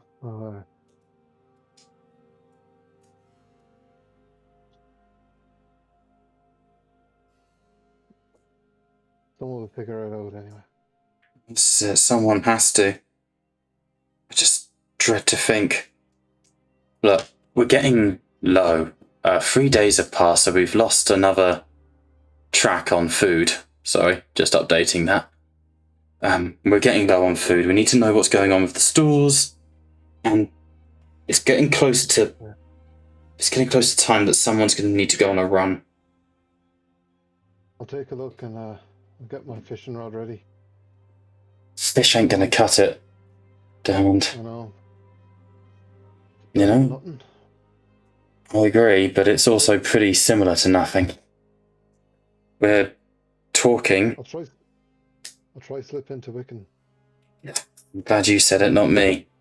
But yeah, we're talking about maybe calling for a run into Wickerton. I'm light on my feet. Should be able to get in and out. Well, I'm sure you'll be okay.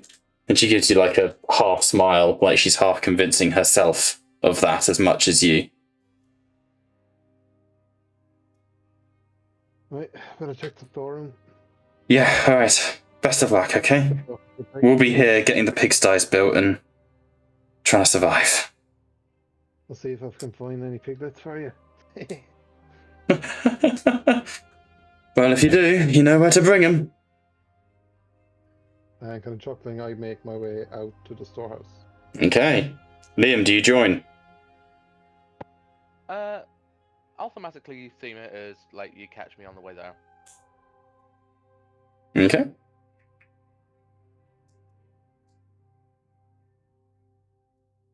Because this dog does a lot of shitting, so he's outside. That's fair. Big poopy dog. We love a good pooper.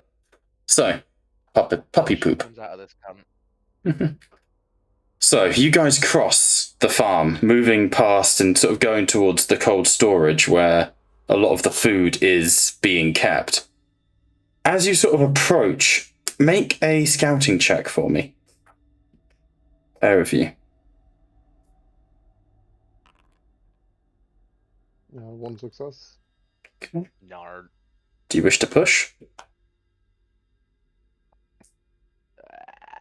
Why would you ask this? Because I always do. It's the Bob equivalent of do you want a plus 30? But Liam, do you want a plus 30? Fuck you.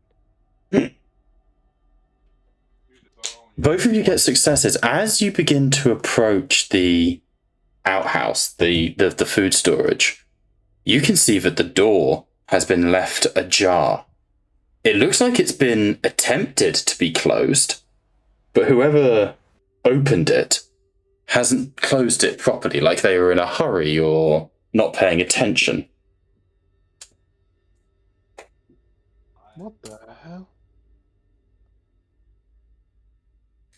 What do you want to do? I haven't got a map for the lead up to the outhouse. I do have a map for the outhouse, though. It looks like somebody's The trying to outhouse or make the up storehouse? food. Same thing. Sorry, I'm conflating the two. Apologies. Wait, we're storing the food, were we? Yes. You have clearly, Bob, never heard of the phrase "never shit where you eat." Joke's on you. I regularly shit where I eat where I shit. I'm a busy man. I ain't got time. I gotta min-max my efforts. I'm going to approach the door and like nudge it open with my axe. Okay. Do you guys want to do this stealthily? Or are you just going in? I'm Kid going stealth. stealth. Okay, both roll me stealth checks then, please. Yeah. Hey, nice. Kid stealth. Kid stealth would make a great rapper name. I'm not by myself, so I don't get my bonus die. Mm-hmm. 2. Two, but you do get Stealth. adults. Fuck's sake. The pair of you slip inside, and at first you're like, "Oh God, is it a walker? Is it another zombie?"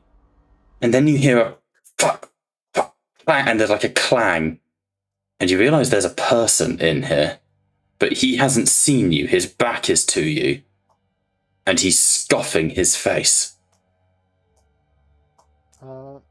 I'm going to slip behind. What's it? This is the map, is it? Mm-hmm. I'm loving these style of maps. I hope you guys do as well. Like, these are genuinely, of all the maps I make, these ones are genuinely, like, enjoyable to make. You know? I'm going to, while crouching, slip behind them. Okay. While grabbing a piece of rope. To distract in order for Pat to get the jump on him. Christian is going to go on the other side of the room and just go, "You're not supposed to be stealing food." And he turns and he sees you with the dog, and he sprays like a bit of like half moldy onion out of his mouth as he does so, and he goes, and you would recognize this is Jimmy. He's one of the sort of survivors here, but he's one of the newer ones. He didn't arrive with the rest of you. When he turns and spits the onion, I grab the rope and I hook it around him and pull it, like basically pull it back, so he goes on. He ends up falling prone on the Okay, I will need an opposed agility, because without pause, without anything, he says fuck and lunges. Why is it? Sorry, I've just realised it's put Christian back to being Liam's name rather than Christian. Weird. Fuck! Yeah, it's just weird. He lunges at Liam, and you can see a glint of metal in his hand, so an opposed agility. Okay. Sorry, gonna shank. As well. First session, I'm shanking a kid. Yes, please. Got a success on the agility. Okay, I'm also turning the threat level down. That should be down to 2. 0. Okay, so nothing on him. I'm going to push that. Okay, 2 successes. He did not get any successes. So he lunges at Liam, trying to stab a knife into the kid's gut. But you're able to grab him at the last second, Pat, as Liam kicks away, pushing him back. And he... Oh, fuck! Who the fuck? Fucking Dermot! What the hell are you doing here? Fuck off, mate! Fuck! Fucking teeth! And as he's kind of getting tangled, I'm going to keep tangling him as much as I can at the rope. Fuck! Fuck you! Fuck off! Christian is going to just turn to Cunt. Go on. Get his legs. Cunt runs, sort of leaps forward into... that is 3 successes, 1 damage. He is not wearing any armor, so he takes... It's one... Oh god, I've forgotten, hang on. It used to be an Alien RPG. It used to be that you take the damage for every success. I just need to check if that's true in this one. Because if so, that's 3 damage and he's really wounded. Damage is to do if you crush into someone during the fight. I love that there's so many mechanics for ramming people in vehicles. I love that that's like a whole thing.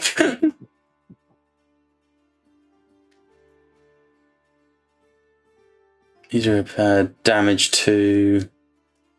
Yeah, but I want to see what damage does. Solo combat. Tends to reduce their health pool. Thanks, Liam.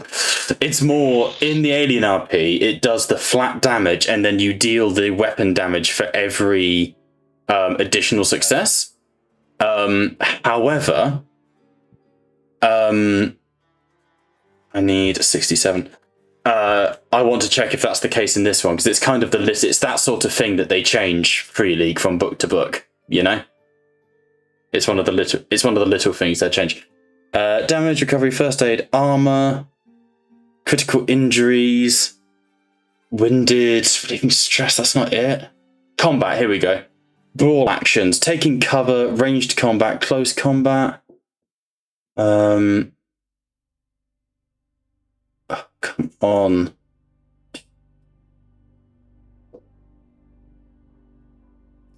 Duels are weird.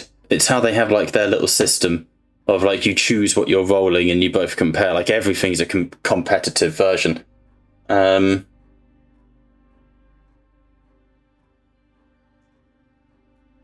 Take cover. Combat runs, combat, messing up in combat. Defense. I don't want to... Applying damage is what I want. You know? Sorry, guys. Combat and healing. Those rolls.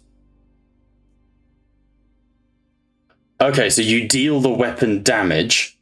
A or B gets 2 more successes more than the opponent plus 1. Okay, so it's not per success. It's just you have to get more successes than the opponent, and if you beat it by 2 or more, you can deal extra stuff. There you go. Sorry. So, the knife sort of clatters to the ground as Dermot grabs him and pushes him down. Did you say you were hitting him? Oh, sorry, the dog, yeah. No. The dog was his legs, but Christian's going to pick up that knife. Nice. So that is 2 damage to him from the dog. So he is now battered.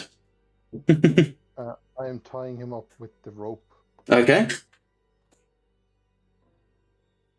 And once I have like his arms secure, Mm-hmm. I do kind of rifle through his pockets to make sure he has got nothing. No, he had a knife in his hand, but you can, in his pockets, you find some of the vegetables that you're actually able to sustain over the course of the last few weeks. Basically, he's pilfering food. Is he basically hogtied on the ground at this point? From what Pat's done, I'd say yes. Sorry, Dermot, but he's eaten some of our food, so he's got to give it back. So Christian would boot him in the stomach and throw up. He...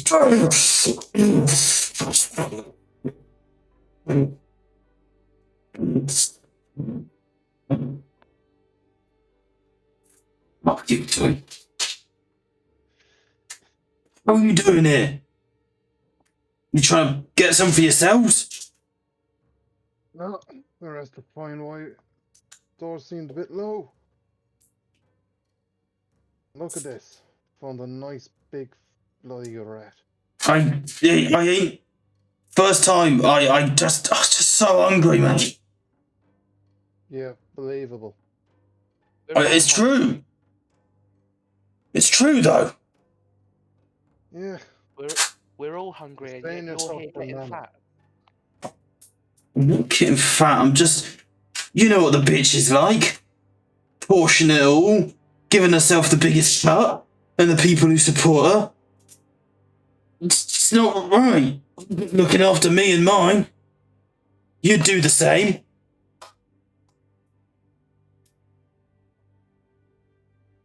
Tough shit.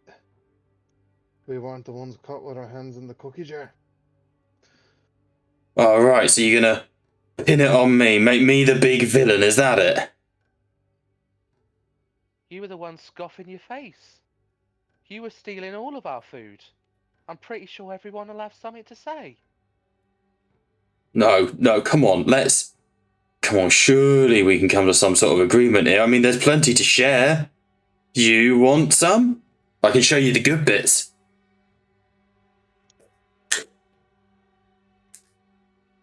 Damn it, I don't think he's getting it. Nah.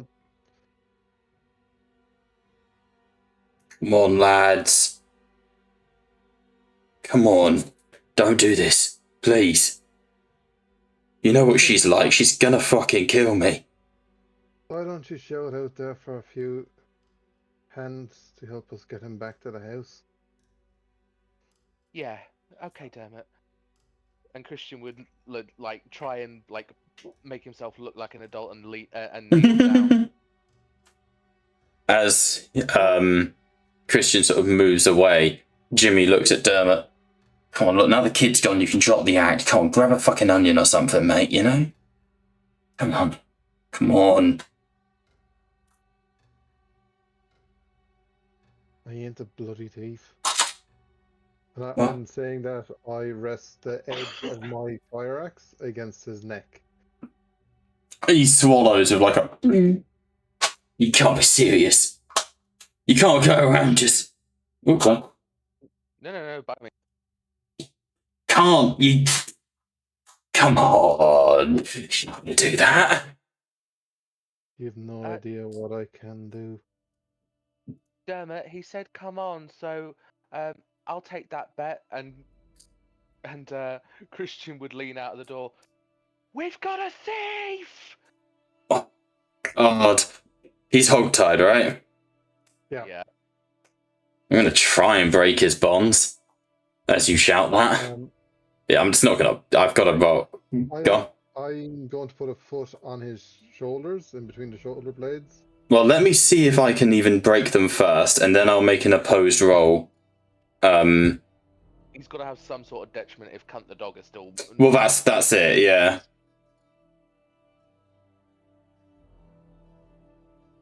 Okay, give me a second. Right. Let's see. It would be a force check.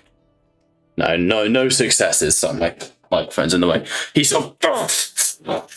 Come on, you fuckers! You fuckers! You fucking get me killed! You fucking. Fuck you! Not a linguistically competent man. Don't piss yourself. Come on! Did you know she's gonna fucking kill me? Look, all I did was nick a few fucking onions. It's all right, Dermot. Don't worry. He'll piss himself when he's got a shotgun in his face. Yeah, exactly. You can't be serious. Can't be. Come on. What have I done that's so wrong? Stealing's wrong. You little fucker.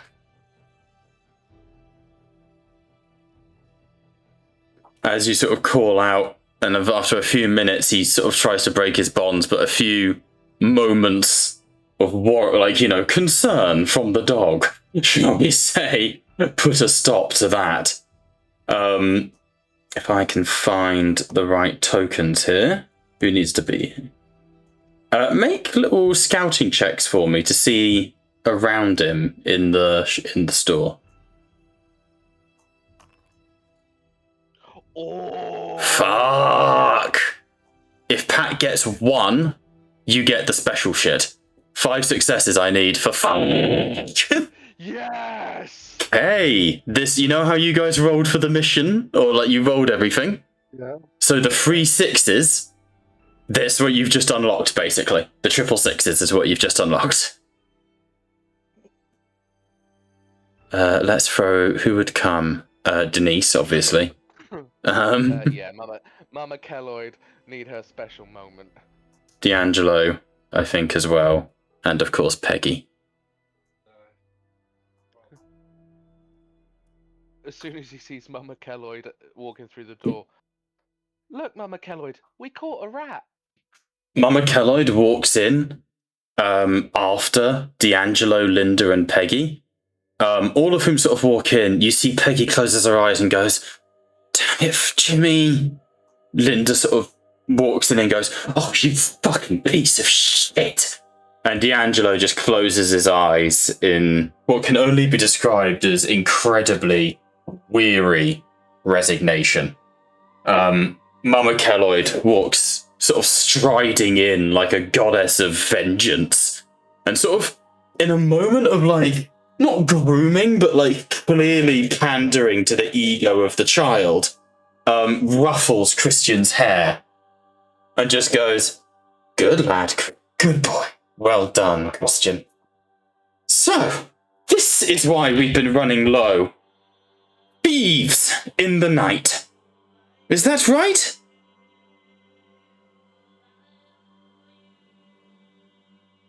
And she sort of looks around. "Yes, one of them.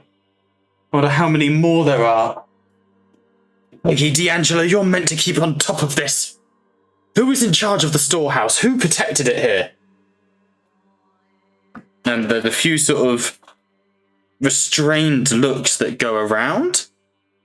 And then very quietly, Peggy goes, "I'm pretty sure it was meant to be, well, Jimmy, but also Angus was meant to be one of the guards, I think. And where the fuck is Angus?" And they sort of look at each other and go, "Don't know. We haven't seen him in ages." I thought me and Dermot were going to look for him, but we found him. She sort of, Mama Kelloyd moves closer and goes, "So, what, you could put a few fingers in the pies, did you?" And Jimmy sort of looking around and goes, "Look, I'm fucking starving. I'm hungry. You can't blame me for..." And she kicks him straight in the face, breaking his nose and shattering, like his face caves in slightly. She's quite a beefy woman, Denise, and she kicks him on his back, and there's a sickening crunch as she does so. Standard Denise, anger issues. She's having. Oh, I'm sorry. She looked. What was he doing when you arrived? I think it's self-explanatory, but I'd rather hear it from those who saw it.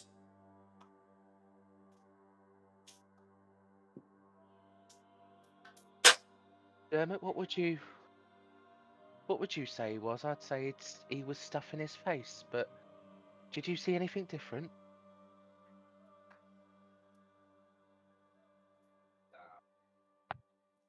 Dermot? No. It is suspicious that Angus ain't here. We'll deal. We'll worry about Angus in a bit. Right now, and Denise sort of looks down at Jimmy and slowly draws the shotgun from her back and opens it up and checks that she's got a shell loaded into it. Jimmy looks at her and goes, "Come on, you can't be serious. I can't shoot me. Please, come on. All I did was just eat a bit of food."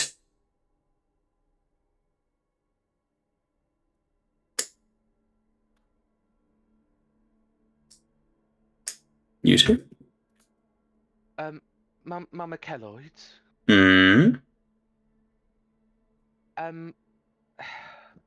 He was stuffing his face, but is it right to kill him? I know he stole, but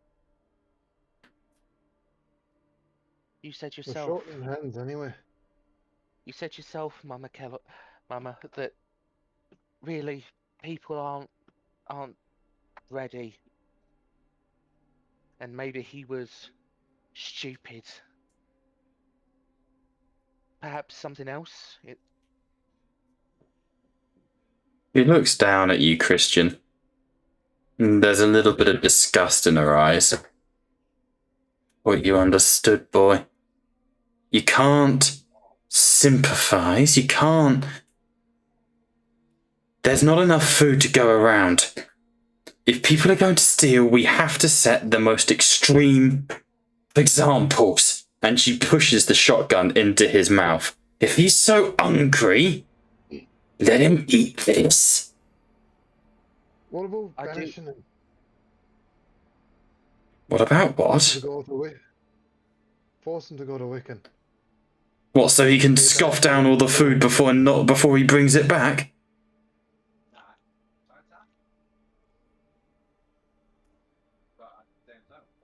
They can work on the watch. There's back what he stole. She sort of moves close.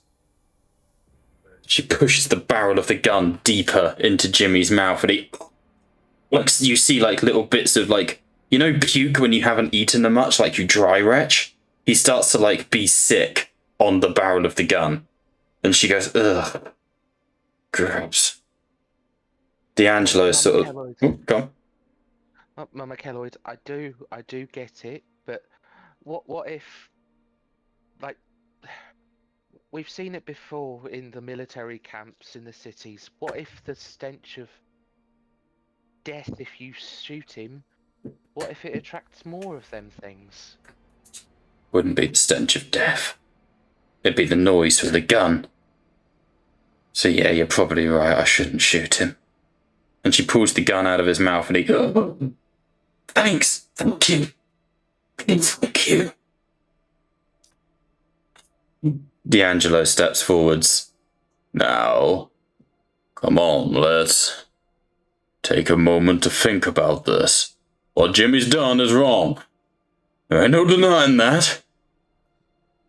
But can we really blame a man for hunger? Now at all time. It ain't right, and he should be ridiculed and he should be punished. But death is not the answer here. There's been too much death. Surely we can all see that. You can see Peggy and Linda nodding quietly behind him. Now, Mama, please step away. And he sort of reaches almost as if to take the gun from her, and she fucking hisses at him. Full on. Up, you weak fuck. He sort of steps back. Mama, don't make me disarm you. She's sort of fingering the end of the gun slightly. Fine. Let the punishment fit the crime. You're the ones who found him. What do you want to do with him? And then you can explain to everyone else why they're going so hungry.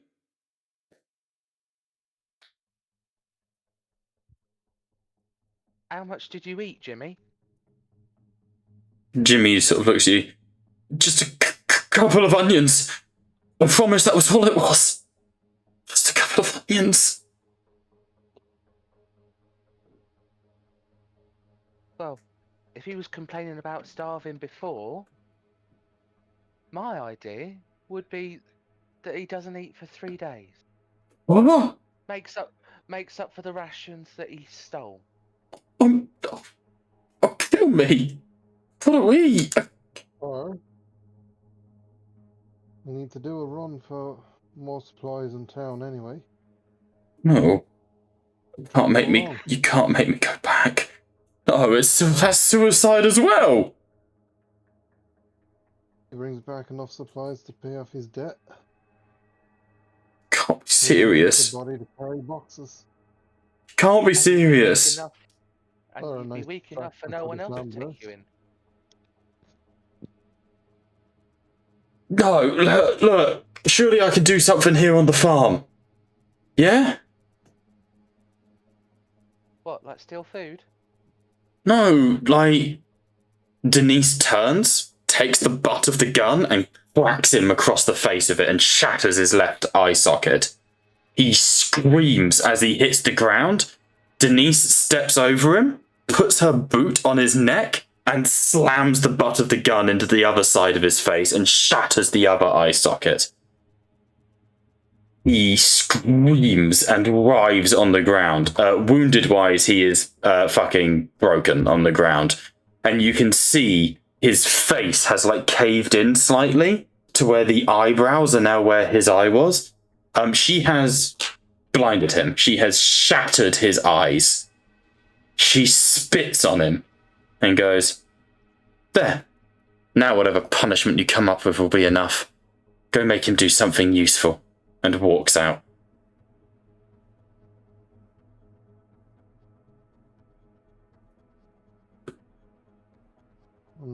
You going to the city with a blind man? I'm not going to do it because I'd need to like scream, but he is screaming on the ground, writhing in agony and pain.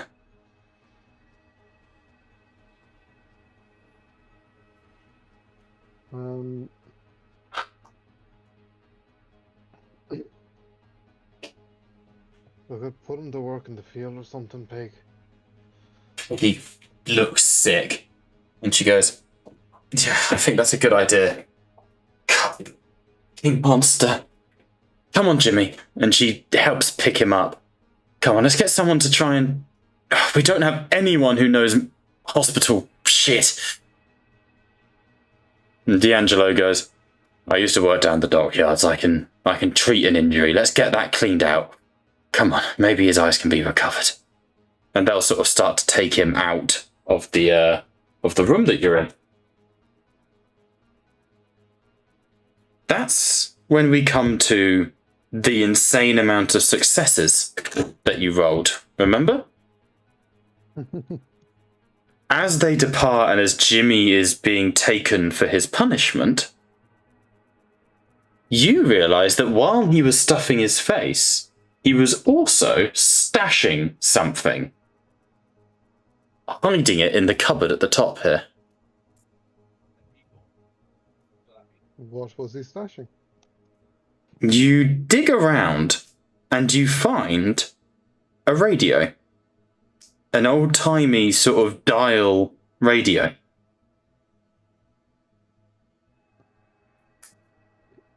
Can I try to get it to work?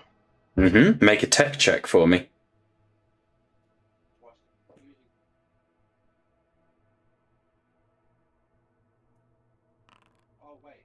Do you wish to push? I'm going to try push. Okay, go for it. No successes. On the fuck up, it cracks. Liam, you will have to attempt to. You can attempt to fix it if you wish, but now that there's been the cock up, it's going to require 2 successes, not 1. What is it? It seems to be a shortwave. Yeah, tech check. It seems to be a shortwave radio. Oh no, I cannot. 1 success. You're able to sort of get it working, but it's going to take a bit of time to try and sort out. So, the 2 of you sort of trudge back to the farm. Let's activate that map. Jimmy has been taken into the kitchen, where he's been sat down at... she was an English teacher. What was Nick? Nick was a car mechanic. He's the closest thing to a doctor you guys have got. Let me skim through the NPCs. Store clerk, kindergarten teacher, dockyard worker, teenager. Apparently that's a job. Denise, I've literally just got bitch. Elizabeth was a translator. Jimmy was a former prison guard. Kim was a psychology student. Bouncer, farmer, actor, car mechanic, bartender, firefighter, teacher, model. No one here has medical training. Peggy was kind of a nurse, but she was also like a firefighter, so Peggy is the best person to do this, I guess. Yeah. So if I bring Jimmy to the end of the table here, where's Peggy? She was there. Peggy will come and sort of sits with him, and you can see that she's very carefully picking at his eyes with a cloth and a sort of a pair of pliers, and you can see that she's pulled out of his left eye a shard of bone about 1 inch long.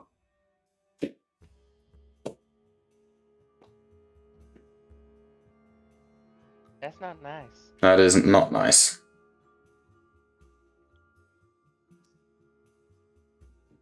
So, before any narrative events happen, is there anything you want to do? Ooh. I don't know. Did you go first, kiddo? I was going to actually corner you for some RP. How dare you? This is not what this is about. Oh, I'm so sorry. I was going to say Diarmid would be getting ready for his run to the town.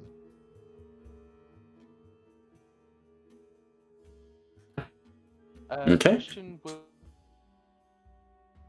I'd assume that you have a room or something. Everyone's kind of sharing and sleeping everywhere. There's so many people for a place that does not support this many people, you know? But you can easily use like one of the bunk rooms to talk privately. Kind of grinding the axe up a bit sharper. Dermot, sorry for disturbing you. You got a minute?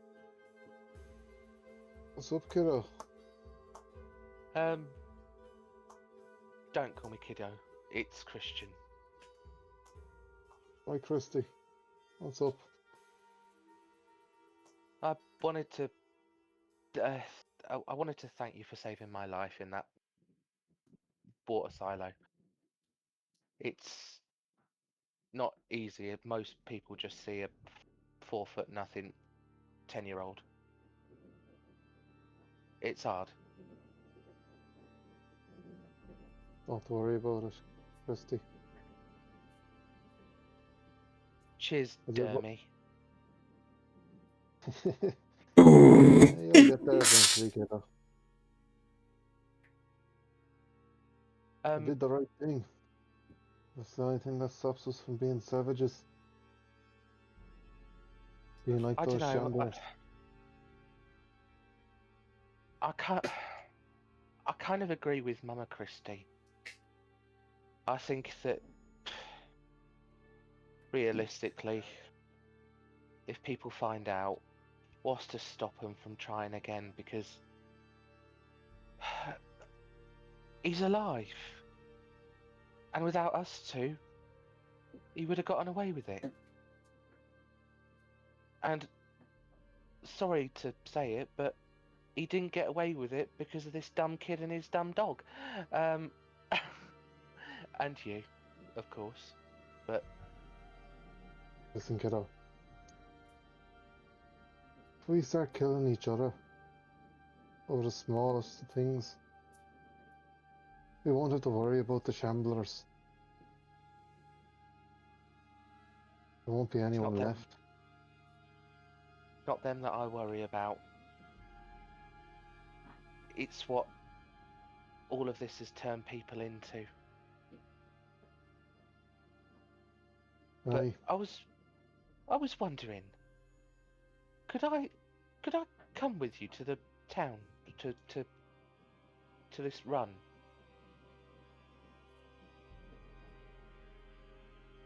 Thought you didn't want us selecting kids to do dangerous jobs. Don't get much dangerous than this. True, but ain't much room for kids in this world anyway.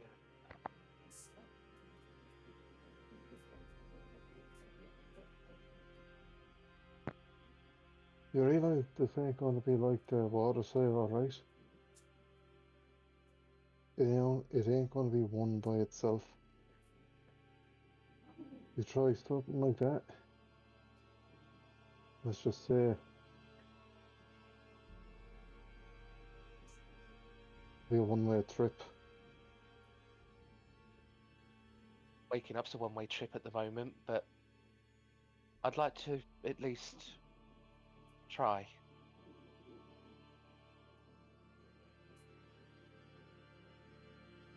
I think it's worth it because realistically, what am I going to do here? I'm useful to a point. I've already proven that. I'm a good distraction. I can get in places that, no offence, you're either too tall, too old, or too fat to get in. Not saying that you're old or fat, but I'm gonna give him a watch it, laddie. Look. The only thing ye should be scared of, lad. Fucking careful. like I said, I'm not saying that you're old or fat. I'm just saying I can get in places that you can't, like in size 6. He's gonna get himself fucking killed.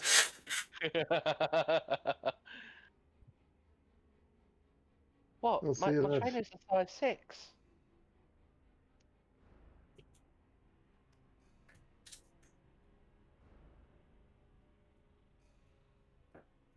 And the others ain't gonna like this. Well, the others didn't really like a food thief, and I'm not that, so at least one way or another, I'm going to show myself as useful. And my good boy here, he can always help too. Woof. Yes. Yeah. Woof. Cunt, is that you? Woof, I mean woof. Wow. You sound like a cunt in real life too. It's a mutant strain of the virus. I have evolved, friend. And my fire explodes the dog's head. Look, I'm not asking you to be my keeper or anything like that. It's just... sounds awful, but you're the only adult that's chosen to do stuff with me, like go on patrols or anything like that. Not even Mama Kelloyd will do that.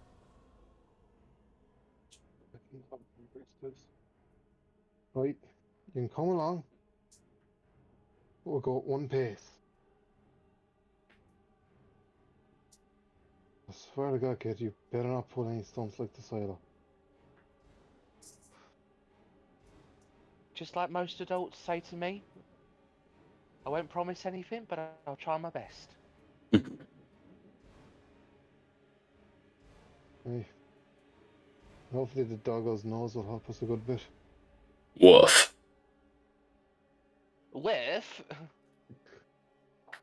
Okay. So, there are rules for travelling. Oh, go on. It depends. Like, is there anything you want to do before you leave? But yes, Liam. I am decreeing respectfully and politely that if I have interacted with my player anchor, Mhm. can my stress be decreased? Yeah, absolutely. That's fine. Thank you. We'll get that right back up for you as well. Get fucked. I will check in with Peggy before we leave. Mhm. I believe she'll reduce my stress. Yeah. You guys headed out then? Yes. Best of luck to you. Stay safe out there, Dermot, okay? We've got no way of reaching out, so if anything happens, just best of luck, okay? And for God's sake, check for bites. Even if you think you're okay, check. Triple check. Because sometimes you can get bit and you won't know. Yeah? That's why the DM is rolling privately.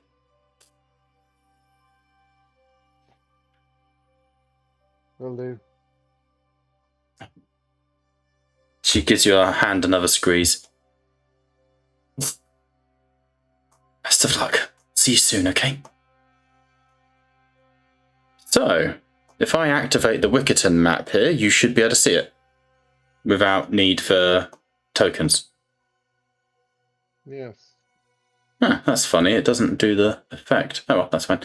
So, looking at the Wickerton map, you guys are up here. You can see Kelloyd's Farm, Folly Forest, the Drowned, you know, are a horde that exist in the city, and the Dockyard. Now, the Dockyards are an area where you could potentially find resources, or you can just go to areas of the city and just scavenge, and, you know, that's the going on runs mechanic is what will help us there.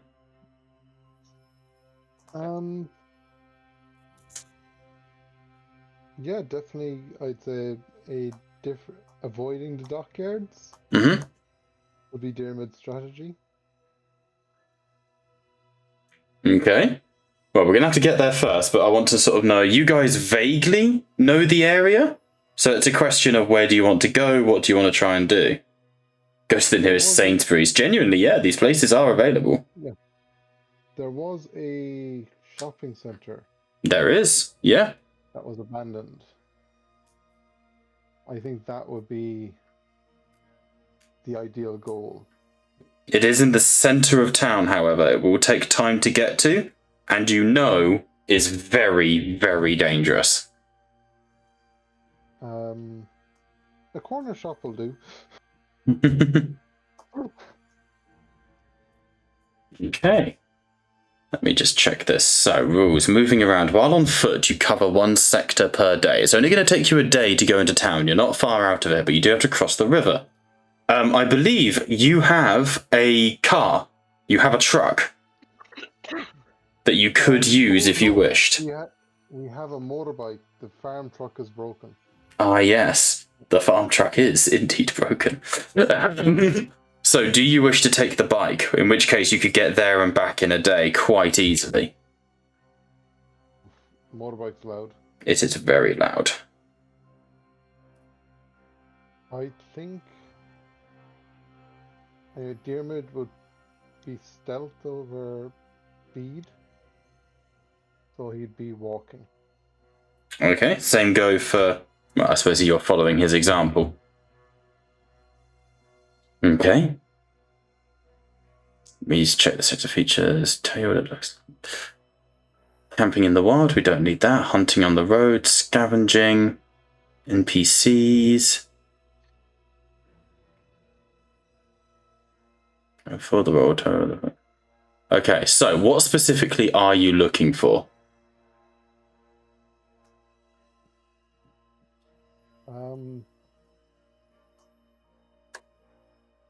I think like a corner store or something that would have food, Okay. and maybe like a pharmacy for some medical supplies.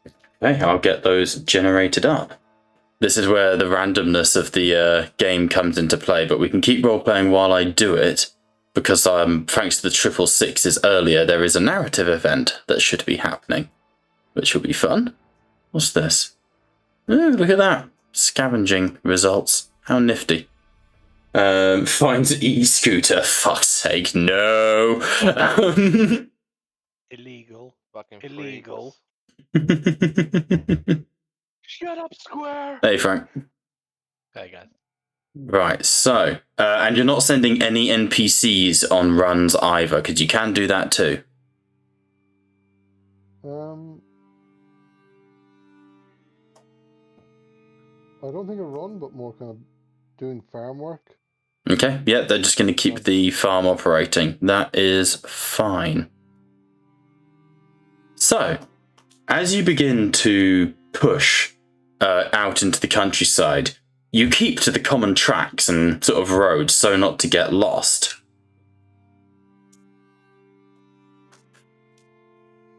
Making sure that everything is sort of where you remember it. It's slow going. In the absence of humanity, nature has begun to work its way back into the countryside. Animals do pass you on occasion. Nothing crazy, we're not talking bears, but, you know, the odd horse that's escaped from neighbouring farms. The odd, maybe deer or, you know, wild dog that Cunt sort of gets excited by. Yes, Frank, we have a dog called Cunt.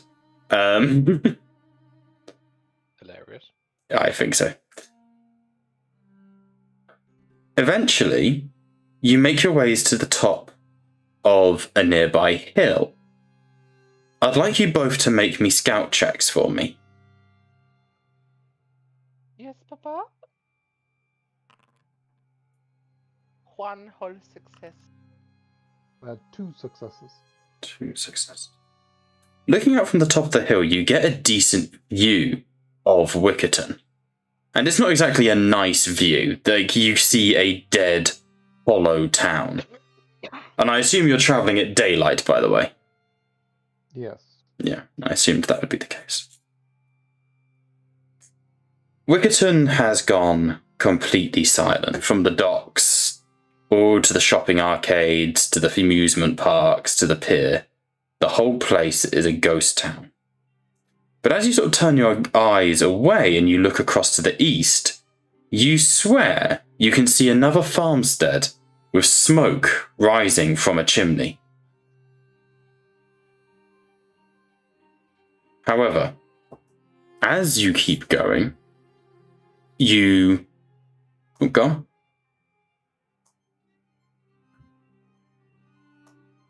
Sorry, I thought I interrupted someone. No. No. 1 second then. You mentioned a pharmacy, so I'm sneakily building a pharmacy in the background while we go. Okay, let's do some roll tables here. Okay. Random threat level. Let's see what stuff's looking like. Okay. Ruins, that's fine. That's fine. Wounds, examples, random events. So, you guys keep pushing down to where you know there's a crossing in the river from Kelloyd Farm. And as you begin to cross down, you hear coming from Dermon's pocket.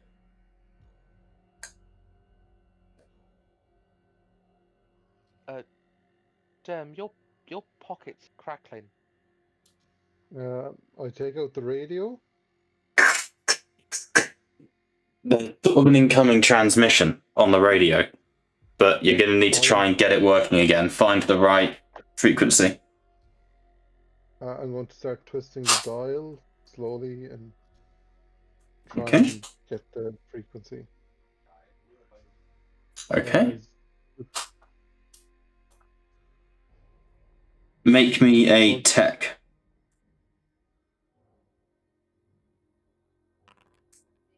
Okay, got a success. There's a before. Can anyone hear me? Hello?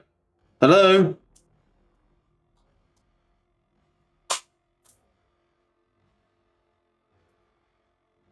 This is a radio, isn't it? Like I can't actually. There's no. You can.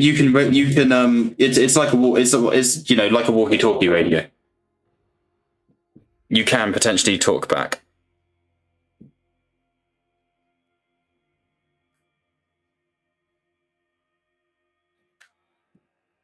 Press the button. Who's this?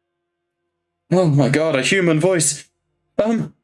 Hey, I not in the best of positions to be honest with you. Who, my name's Thomas.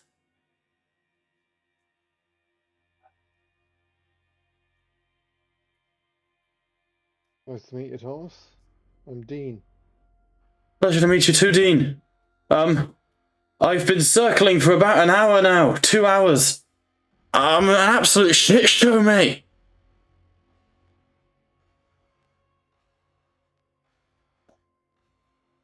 What do you mean circling? I'm with the medevac. I'm in a fucking chopper. At that, I will look up to see. Can I see a chopper? Make a scout check. Could I do the same? 100%, yeah. Considering I can hear that. Mhm. 2 successes. Okay, and Liam?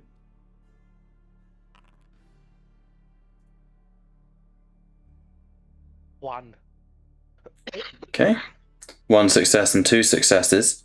The pair of you sort of look up, waiting to see anything come towards you.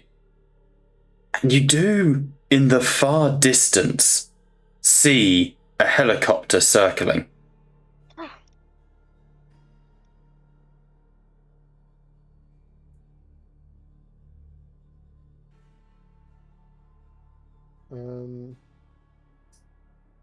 Looks to be decent scale. Not full Chinook, otherwise Katie would come pacing it downstairs. But certainly a reasonable scale. However, you can see that its engine is leaking fuel, like there is black smoke coming out from underneath it. Why haven't you landed?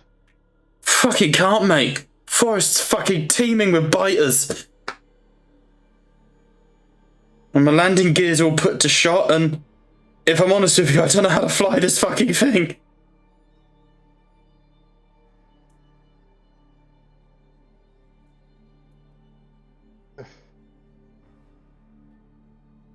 Your best bet's the old sport field. What? There's a sports field? Where? A school or something? Yeah. There's a little football pitch. Oh. Oh god, I don't want to fucking die. Okay, I'll prep a football pitch. Love it.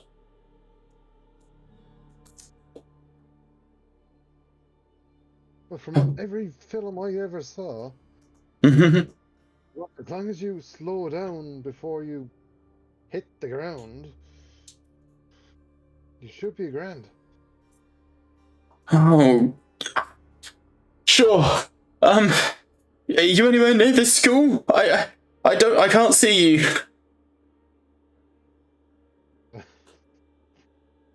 What's the school, Bob? Let's roll me a d4 for Northeast South. Again, the whole point of this campaign is we're making it up as we go along. You guys can suggest shit. I haven't prepped a school, but that's what I'm doing. So roll me a d4. A 2. Northeast. East is good. That's near the river. All right. Liam, roll me a d4. Now you're asking me of me. I just don't want to. 1. 1. Okay, that's not so great. Okay, so we're in this district. Pat, roll me 1, 2, 3, 4, 5, 6. Roll me a d6. 2, 1, 2. Oh, it's not great. Let me come up with a name for the school. I need just like a fucking surname. Winston. The Winston Secondary School. Because obviously it wouldn't be a full-on sports pitch for a primary. Yeah. So where that book is Winston Secondary School. I will make a journal article for it when I can. I don't So- see a token.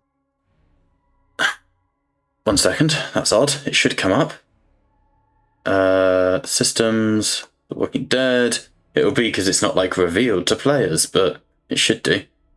Assets, images. I forget which one was location of interest.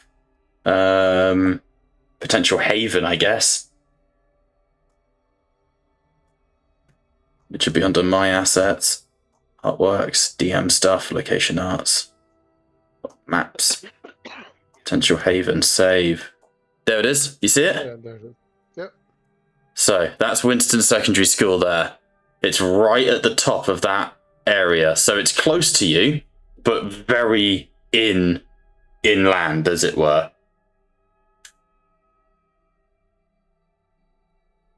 So they can hole up in the pub, says Novo, because everyone's Irish.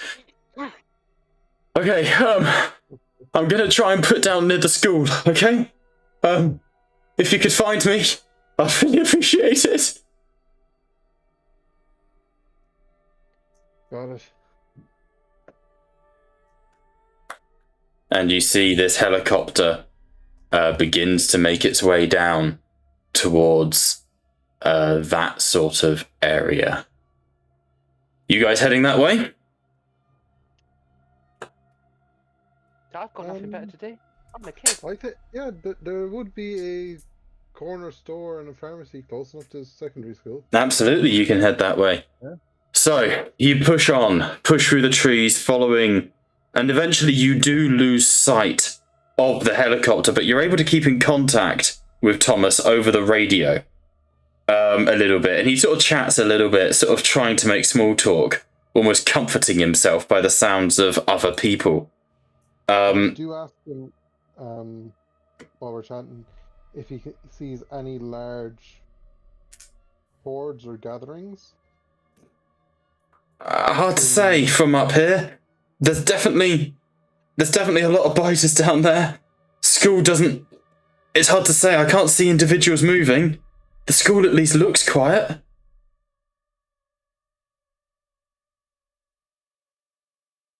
Understood. No, mate. Okay. Right, I'm gonna try and... Wait, hold on. One of my passengers is still kicking. Are you alright back there? Look, don't come up here. I'm trying to land us. Just strap in, will you? I'm trying to... Oh, fuck. Oh! And you hear a scream. And as you look, you see that helicopter begin to tailspin as it begins to drop out of the sky towards the school. As this happens, as you watch it descend out of the sky, you break through the tree line and you have reached the river, the rapids that we told you about earlier. What was once a gently flowing river has now become a rushing torrent of water. Some 100 miles up the way, a dam has broken, and the river now rampages towards the ocean, the open ocean. Thankfully, however, there is a bridge, if you guys want to make scouting checks to try and find it. Yes. Go. I'm a kid that has no sense of direction. I feel confident. 3 successes.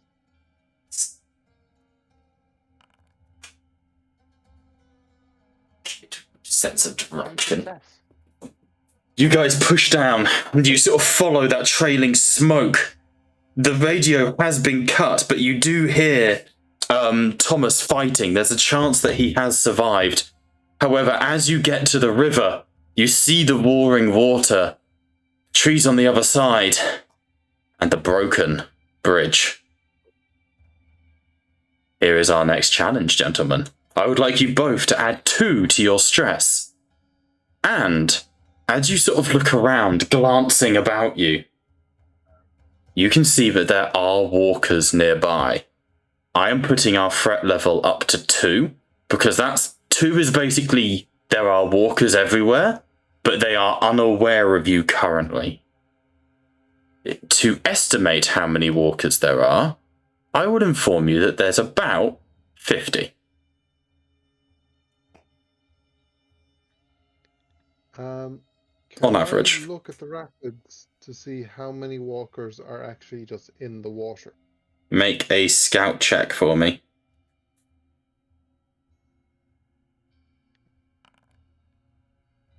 Success? Okay. On a success, yeah, there's definitely walkers in the water.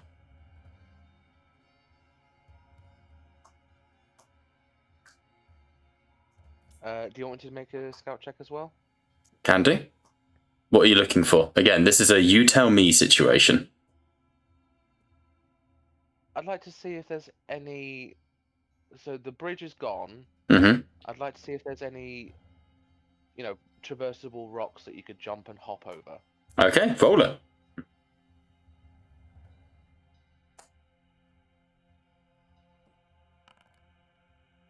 One success. Yeah, so at the end of the bridge, it would be possible to potentially lay a bit out and push forwards into it. There will be a case of you do have to wade, but it's possible.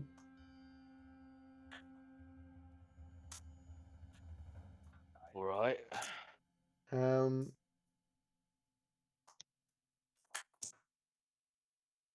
Is there any? You said a dam broke. Is there any large debris traveling down with the stream? Let's just have a flat luck for that one. That's a good idea. Let's go survival for that one, Pat. Okay. I love the assumption that everyone's Irish in this. I'll have to change Wickerton to be in Border Irish. Nothing. So the dam broke, but we're talking like a industrial dam somewhere in one of the bigger cities up north. Yeah. So we're talking like at some point, maybe in a prologue to this TV show, there would have been an epic scene of, walker bodies piling up around the dam and cascading over it.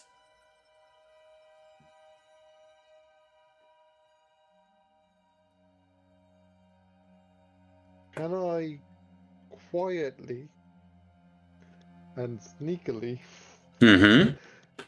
make my way towards the end of the broken bridge to see how much of a gap there is? Yeah, make a stealth check for me. I'm good at these. Famous last words. Would I be classed as alone on the end of the bridge? No. Alone is truly alone. Are we then? 3 successes. 3 successes. You slip down to the edge of what is essentially now a pier. And what was it you were looking for? I'm trying to see the gap there, but also is there anything under the bridge? You sort of caught on the the struts. Yeah. You dip down and you sort of hover. There's like a meter's gap between the pier and the water, right? And you hover your head down, and our camera angle is from the end of it looking towards you. So it's like, you come down into shot. And you can see that under the bridge, there are several walkers. I will slip my head back and quite stealthily, like I did before, go back towards the kid. Okay, make me another stealth check.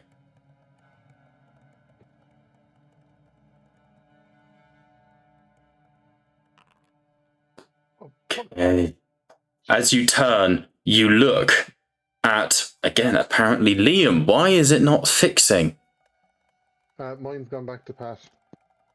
Oh, maybe it's because I placed them before. Yes, it's because I placed these tokens before fixing it. Okay, 1 second. Let me... I'm actually going to... Ooh!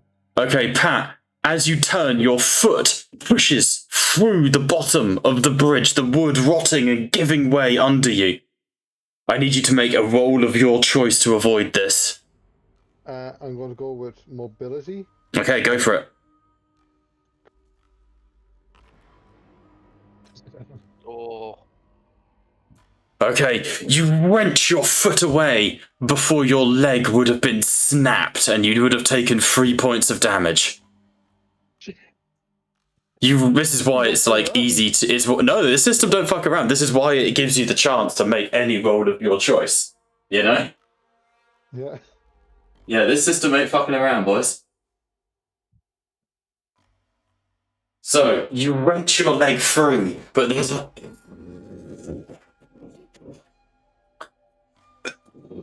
Fuck. There's a... As the zombies under the pier, as you race back to Christian, begin to dig their way out underneath the pier towards you. Threat level is on 3. They are coming to kill you. You are surrounded. They are coming. So threat level 3 means the walkers are aware of you, and you need to like escape or fight your way through.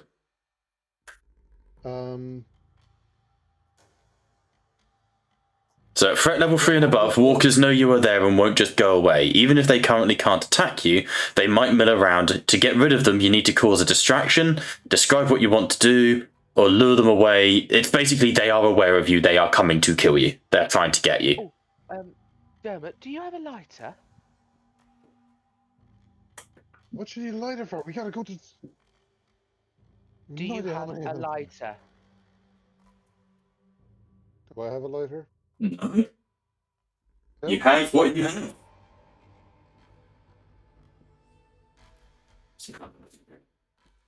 No, afraid. we don't got time. That's unfortunate. I had a bomb. Discuss later. So, you turn, pushing away from the walkers as they start to come out of the water. But even in the forest behind you, the noise of the bridge breaking, you can see stumblers emerging, moving towards you from behind you from the forest. This is from our side of the Mm-hmm. river. Right, Dermot is going to start sprinting upstream. Okay, roll mobility, both of you. Unless, Liam, you're doing something different. No. I will follow the adult's lead for now. Yeah. Alright, mobility then for me, mate. 3 Two-hole successes. success. You guys are rolling well tonight. Where's Wobby when I need him? Shut the fuck up, Bob. Don't say that word. What, Wobby? He's not cursed. Oh, no, he is. He's definitely cursed. Yeah, it's fair. So if I say it one more time, he'll show up. Sweet. Player. And Wobby's good in The Walking Dead. I've run this for him before. Wobby is good in The Walking Dead. So, you push up north towards the top of the river. The walkers are coming out from every side around you. Groans and moans. At this point, with stealth abandoned, Cunt is barking loudly, trying to warn them away. But he's drawing more in with the noise. What do you want to do?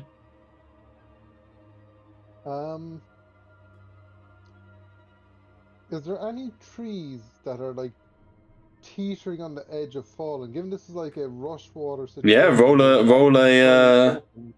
roll a scout. Let's see if there are.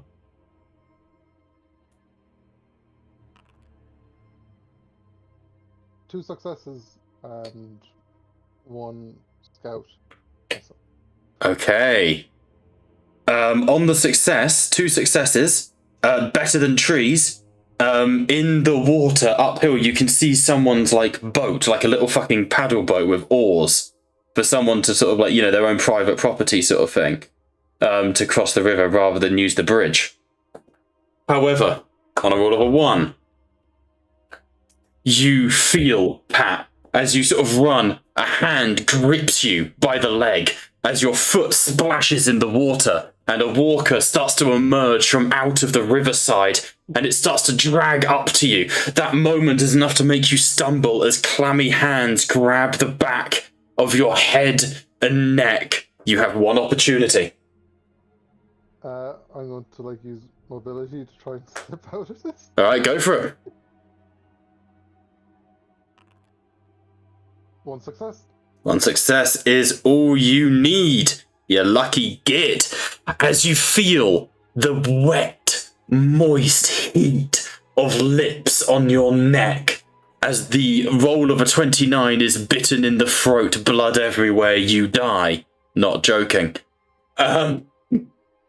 You push it away and turn, swinging your fire axe. The axe caves the side of the zombie's skull in and slams its body into the water where yet more are beginning to emerge. You guys have made it to this bend, this meander in the river with Cunt the dog racing ahead of you. What are we going to do? You said there's that boat. Mm-hmm. On a quick glance, does it appear there's anyone in the boat? No, Anything? it looks like it's been abandoned, tied up. Right. Into the boat.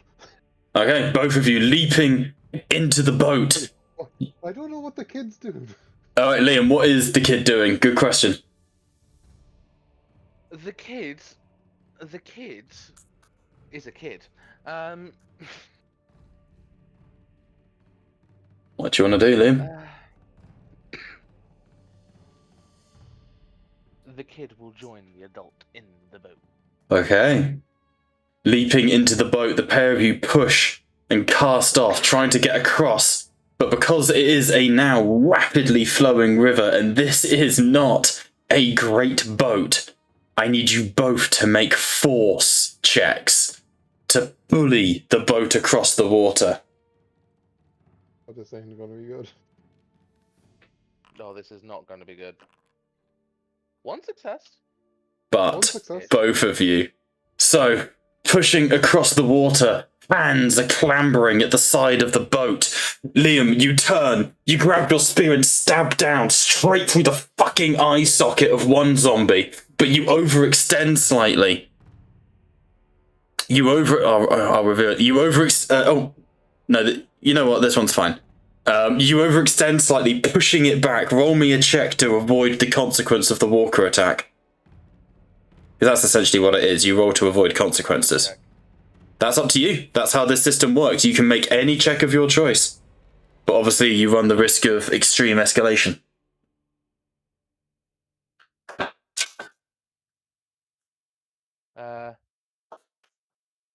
Or you can accept that you're going to lose your spear.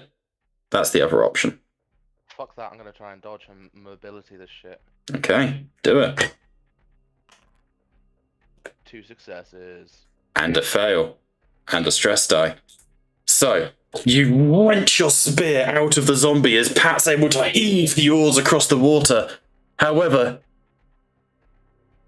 you stab back, but as you pull back, another walker is clambering up. Make me another check of your choice. So I'm on 4 stress die now. Mm-hmm. This is the escalation system. Everything can get worse. Mobility, once again. 1 success and a failure. 1 success and a fail. That one's not so bad. You did defeat it, but you would have taken a bite. So I have taken a bite. No, you would have done. So your mobility is to avoid the effects of the walker attack, but every time you roll a skull on the stress die, you take another walker attack. So, Liam, as you push that one back in, another one begins to clamp its jaws around your arm. But before it can break skin, you slap it back into the water.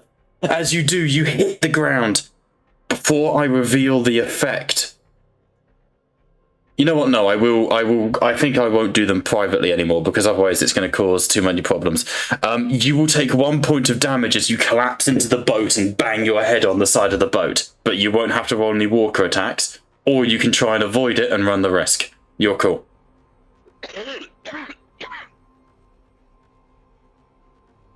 I will accept the damage. Okay. You slap it back into the water, Liam, but you slip and crack your head on the side of the boat with a ow! Ow! Cunt the dog bites a walker that's trying to drag itself up into the boat as you guys are being dragged downstream. Now, Pat, we have to go slightly back up because you also rolled a walker. So as Liam bangs his head and you heave on the oars... The oars? As you heave on the oars, you hit something, bam, in the center of the river. Looking down, there is a derelict rock that has become dislodged, and your boat has crunched into it. Time freezes as the boat should overturn, and you would be dragged under the water, Pat. But roll me any check of your choice to avoid this. Mobility. Okay, do it. Nice! 3 successes. Do you want to push? There's no need. There is no need to push. Don't do it. That's Bob being a dick. 3 successes at the last possible second, Pat. You lash out with your leg, kicking the side of the rock. You feel a jolt of agony run through your ankle because it's the one that you twisted only 2 days prior. And with a scream of pain, you bounce off the rock, and the two of you tumble onto the other side of the bank. The walkers are still wading through the water towards you, but you don't see anything on this side. No time to waste. Pick ourselves up and run. Picking yourselves up, running into the forest, you breathe heavy. You pause. But as far as you can tell, you are not being followed. And I think now's an appropriate time to say, welcome to the Walking Dead RP system. It can all go horribly wrong so quickly.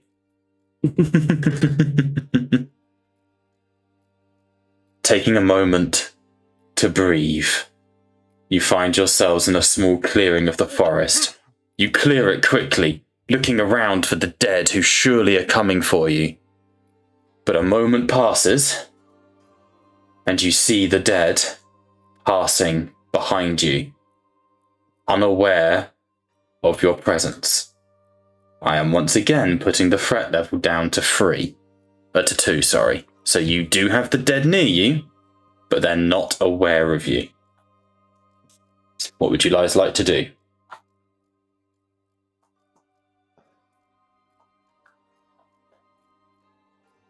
I will turn to Dermot and go,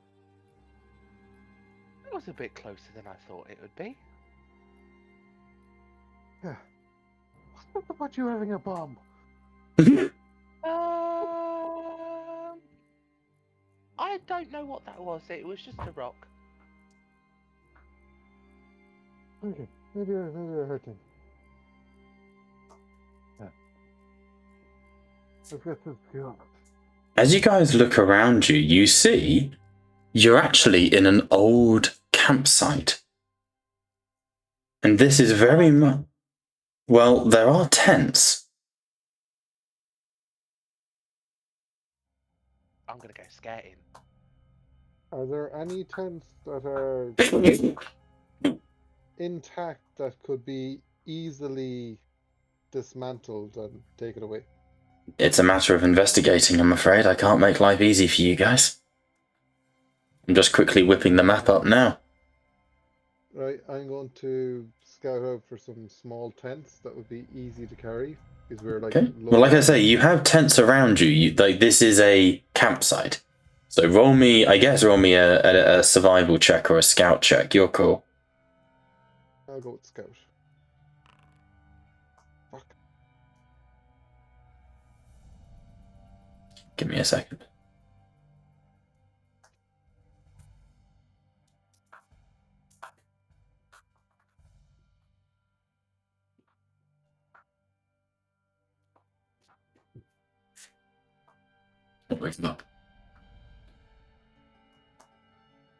Hey, you start to move around looking at these tents. You were looking for a lighter, weren't you? Yes. You're unable to find a lighter itself. However, you do find a box of matches. But to represent the skull, because skulls are, by the way, always DM's discretion. I can choose to up the threat level, make the hordes bigger. Like, there's a list of things I can do. I've not done a scout. But just to represent that skull, in the hand of a seemingly inert zombie is a box of matches. I am going to poke that zombie with my spear. I'm going to slam my axe into its head. Okay, so this is called executing. There is a system for this. Once a threat level reaches 3, the walkers are aware of you, because there's a way of dealing with hordes without killing them. Let me just read this to you, because again, we're all learning the system here. Avoiding walkers. At threat level 1 or 2, which is where we are right now, you can still try to avoid the walkers. For example, using stealth to sneak or running past them with mobility. Failing the skill roll means that the DM can either make you take an attack or up the threat level, blah, blah, blah. However, should you fuck up on that, both things then happen. You can also disguise as the dead, but in character yet you guys haven't worked that out, so we'll play with that later down the line. There's no easy way to reduce the threat level. At threat level 2, you can just sort of wait for the walkers to leave, or even clear them out first. Page 83, there we go, clearing out walkers. Clearing out an area. The threat level is 2 or lower, it's currently 2, and it works like fighting a swarm, but because the threat level is lower, it's much easier. And you do not take stress when you then alert the swarm, as the threat level is still only at 2. Should you fail to clear them out, the threat level then goes up to 3 if you're shooting, or 5 if you went into close combat. But it will be much easier to clear them out, because these zombies are not aware of you. So, what would you like to do? I'd like to pocket that. It's in the hands of a seemingly resting zombie. Oh yeah. Pat was going to go and excuse him. I'm executing it. I'm going to get over quietly, on myself, raise the axe up, and just bring it down center forehead, like I'm chopping a block of wood. Roll me a stealth check.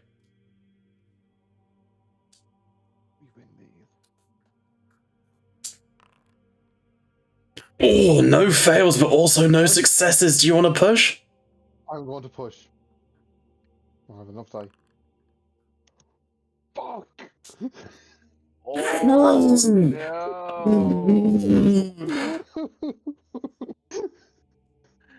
No!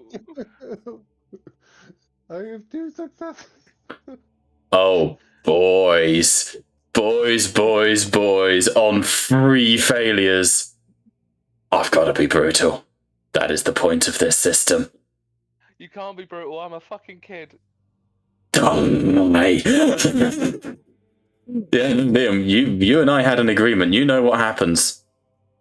I've lynched kids in D&D before. I should stress, in D&D. So, yeah, quite. Hey, Frank, you'd love this system, I think, Frank. But yeah, as you guys are investigating this place, you hear moaning, and Pat, you whip around. Did you still kill it? You did successfully kill it, so your axe hits the zombie in the side of the head, but what you don't realise is you startle some local wildlife, game hunt, pheasants, flutter, and all around you you hear as the rest of the campsite begins to wake up. 3 walkers.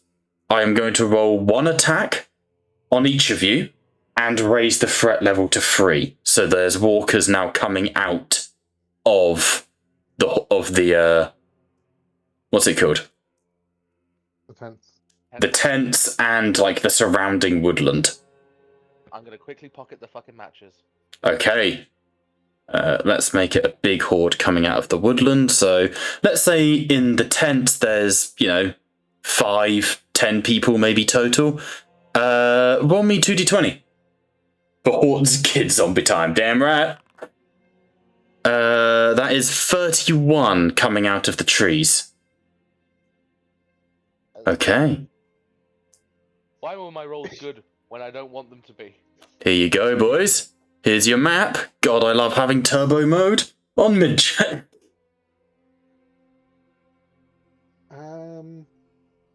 Really annoying that that filter's not working.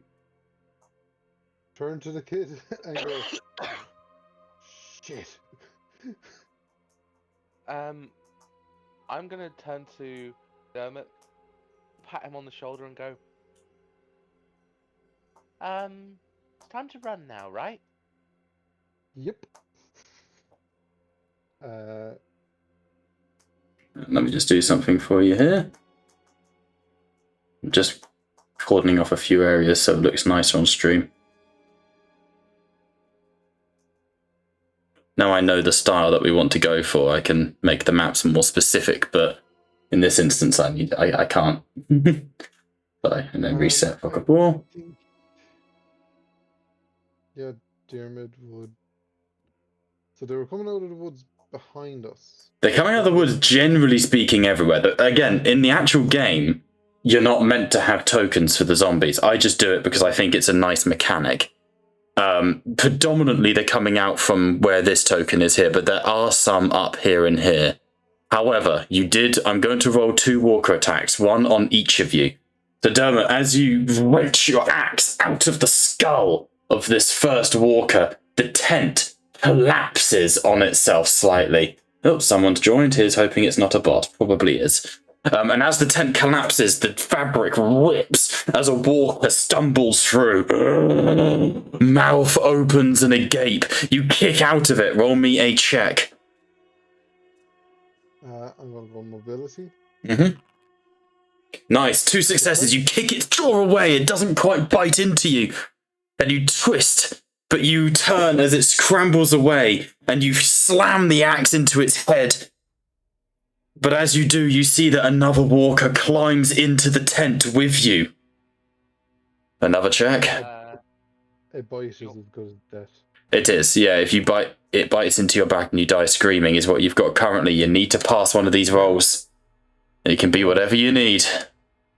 Go on mobility again. When it comes to like mobility, I definitely it means that you don't kill the thing, you know? Yeah. Nice! No further things. The second walker climbs over the body of the other one. You see it grabs the top of your leg. Its teeth go to bite into your foot, but you're wearing you guys have started wearing bits of armor to protect from this sort of thing, especially arms, legs, bits that can be grabbed. And its teeth bite into a hockey shin guard that you're wearing under your trousers, and you swing the axe, almost taking your own foot off, but you embed it in the side of the zombie's temple before kicking it off and wrenching yourself out of the tent. Liam, on you. They come after you, but you're able to scramble back into the center of the clearing. Simply up your stress by 1, please. I'm a stressed out kid. I mean, makes sense, right? Don't forget, by the way, I believe you both have talents. Don't forget that they can come in handy. So, for example, when... Hi. But Liam's, for example, is he doesn't take stress when he sees other people get bitten. Which is quite handy. No offense, Dermot. If you get bitten, I'm fine. Brilliant. I think, yeah, discretion is the better part of valor in this game. Jeremy's going to point to a seemingly break in the forest that doesn't have shamblers coming out of it, and run. Okay. You ain't got to tell a kid twice. So, You do have walkers all around you. So the real question is, can you escape? I need mobility rolls from both of you. Or, honestly, rolls of your choice. You can fight and kill hordes. It is possible. Yeah, but no. Then you can run with a mobility or a stealth. Ooh, stealth. Stealth. Yep. 3 successes. No skull. Oh, well, there's a skull there. Ooh, a single. Nice. No Adrenaline keeping you pumping. Dermot, you're able to sprint, and the walkers don't quite see you slipping by. But as you glance back, you see racing after you comes Cunt and Christian and the dog. Fuck you. However, Liam, as you run forwards, you get grabbed. One of these walkers lurches out of the tent, grabbing onto your shoulders. You twist, stabbing at it with your spear, but something happens. The spear would snap, and in this freeze frame, the snapping spear twists, and you are impaled through the eye on your own weapon. Roll a check of your choice.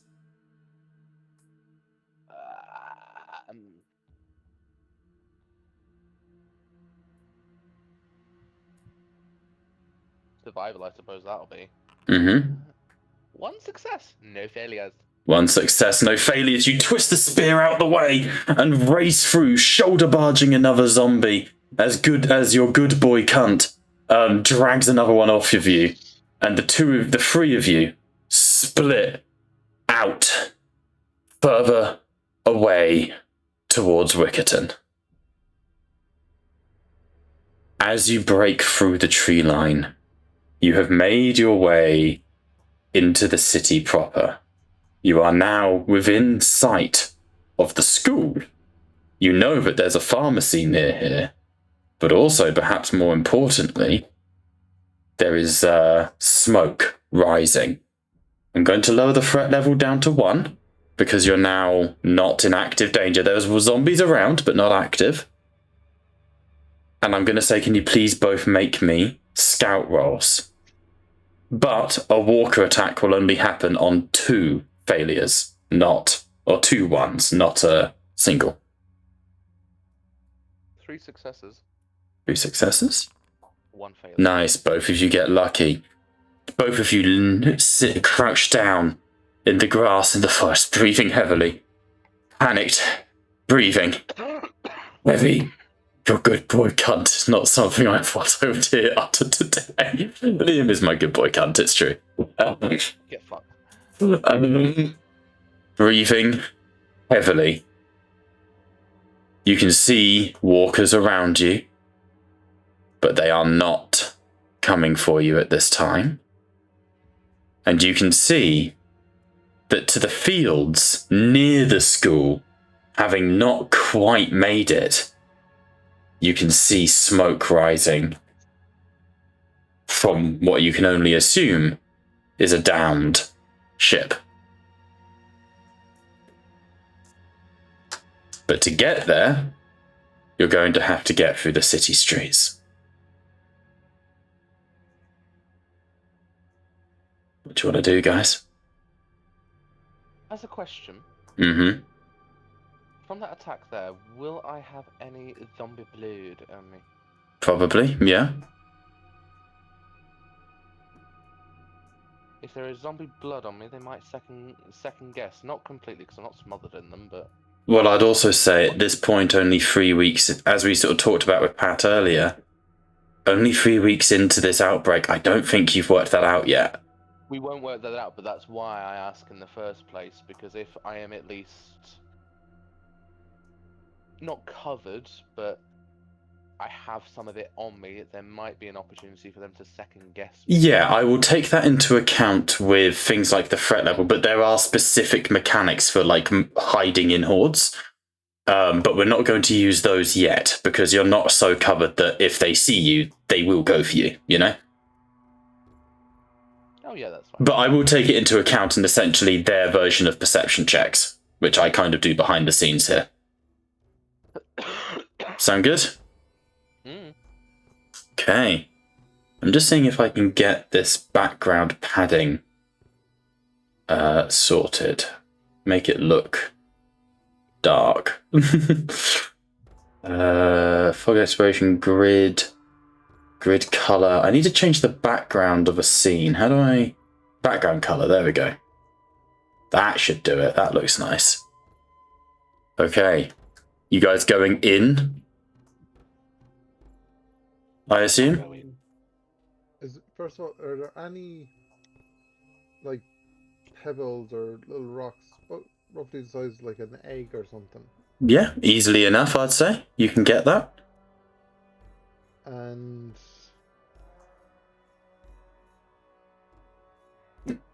would there be any kind of pieces of cloth or leather that I could use to kind of fashion a crude sling?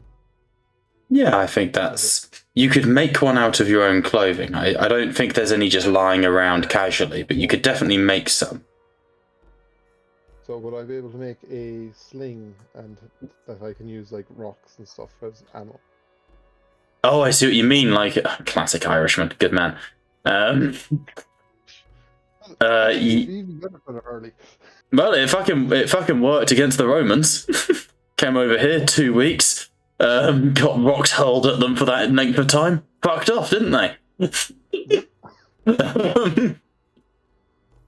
Oh dear. I need like a crafting check then. That can't be like a freebie. Because you're getting a gear out of it.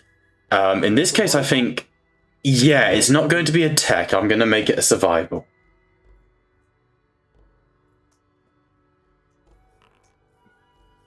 3 successes. 3 successes. Yeah, I'll say that you can have a sling. It doesn't have rules in game, so what I'll do is give you throwing knives and reskin them as a sling. Sound good? Yep. 1 second. Hey, wife. Geldington will be on, yeah. What are you thinking? Yeah, I can cook dinner. Geldington's pretty strongly prepped. I should be okay. I left you some sausages. Oh, fair enough. I could always cook them tomorrow. Sausage sarnies. Let's talk later. I need to... Yes, go. Okay. Well, you tell me. I'm happy to cook. Okay? I don't know, honey. Yeah, come on. Sorry, honey. So, you push... you create a sling. But I mean, obviously, you got to remember that these things aren't incredible versus zombies. You do have to crack open a human skull, which is not easy, let me tell you. I mean, what? So it is a case of, destroy the brain. As you start to push through, the wind starts to pick up. Rain is falling. And you make it to the outskirts of Wickerton. Stealth checks? I assume? How about you say we automatically pass it? How about no? How about yeah? Now out here, it's less shops. These are people's houses. You're in like a suburban... Oh boy.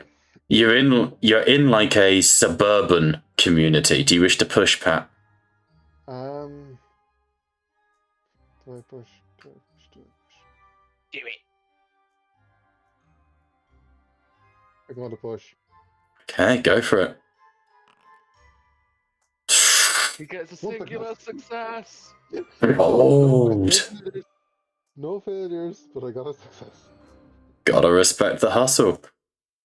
Okay. Liam, as you push in, you sort of see a zombie that turns towards you. It lumbers towards you. And you go to, you have a choice. You can automatically kill it and take 1 point of damage, or you can roll and run the risk of escalation.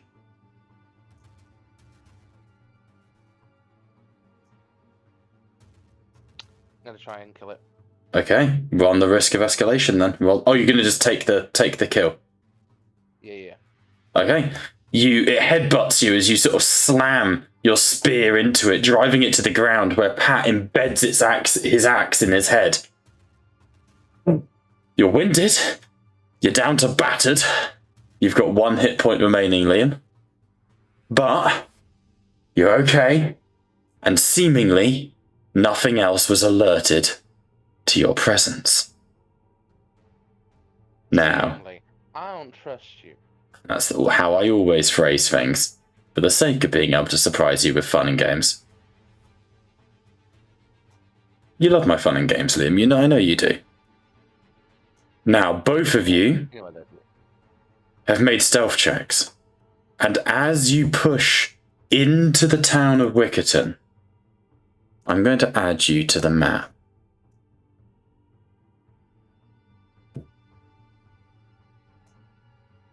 As you can see here, the town is derelict and dead. Buildings lie completely silent. The threat level is at 2, as you know that these buildings are full of walkers. The dead permeate this place. In fact, I'm not even going to bother putting a token on the map. I'm just going to make it fucking red. I don't like that. However, pushing through towards the crash site or the school or the pharmacy? I think, priority-wise, Diarmid would be wanting to try and rescue Thomas. Okay. But he's also aware that he hasn't heard from him in a while. However, as you push into the city, cars are silent. The roofs are derelict.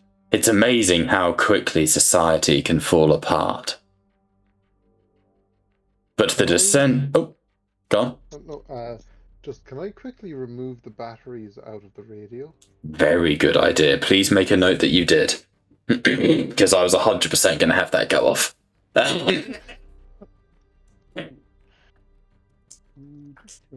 Radio? However, please continue. Well, I'm rounding out. So, because it is 11. As you push... Yeah, I told you these sessions get good. As you push into the city, you can hear the dead around you. But the streets are quiet. Here in a suburban area, the dead are more restful than you would find in the densely packed city centre. However, threat is behind every door, and you have a chance here. All these buildings I can make maps for, and you can go and scavenge. You are on a supply run, and we have roll tables for this. But that is a choice for you to make next week, in our next episode of The Walking Dead, Nevermore. Until then, we have been Tattletales RPG, where the table may indeed be virtual, but you are more than welcome at it. We will see you tomorrow. We'll see you tomorrow. Hopefully, if Sean, Kaleem, and Liam are all on, we will see you for the... what's the word I'm looking for? Flight of the Gelding campaign, where you can probably start to see a lot of the inspiration in the Mensolum RPG system came from this system. And then obviously I combined it with things like D&D and Transformers, and obviously there's lots of stuff in that system that's ripped from others. But threat level, stuff like that, you can now see where it all came from. But like I say, until then, till tomorrow night, we have been Tattletales, where the table is virtual, but you're most certainly welcome at it. Absolute pleasure in an abandoned city far, far away. Fuck it, I'll end us with the Star Wars credits. Because that's what we're missing here. Bye for now. In a galaxy, dead away.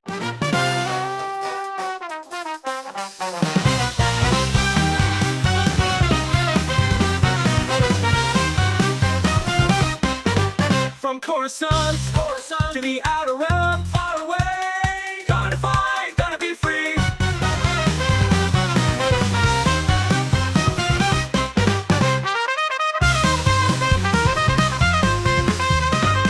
In a galaxy far, far away, onto the fire, onto the sky. Yeah, children of the Republic, legends never die.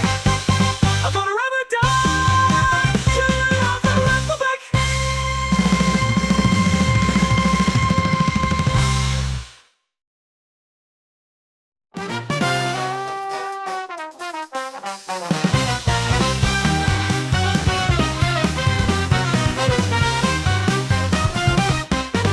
From Coruscant to the outer realm, far away. Gonna fight, gonna be free.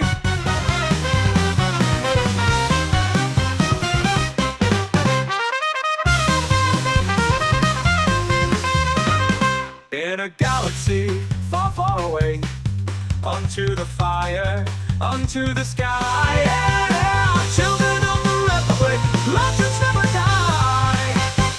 I'm gonna never die. Children of the Republic.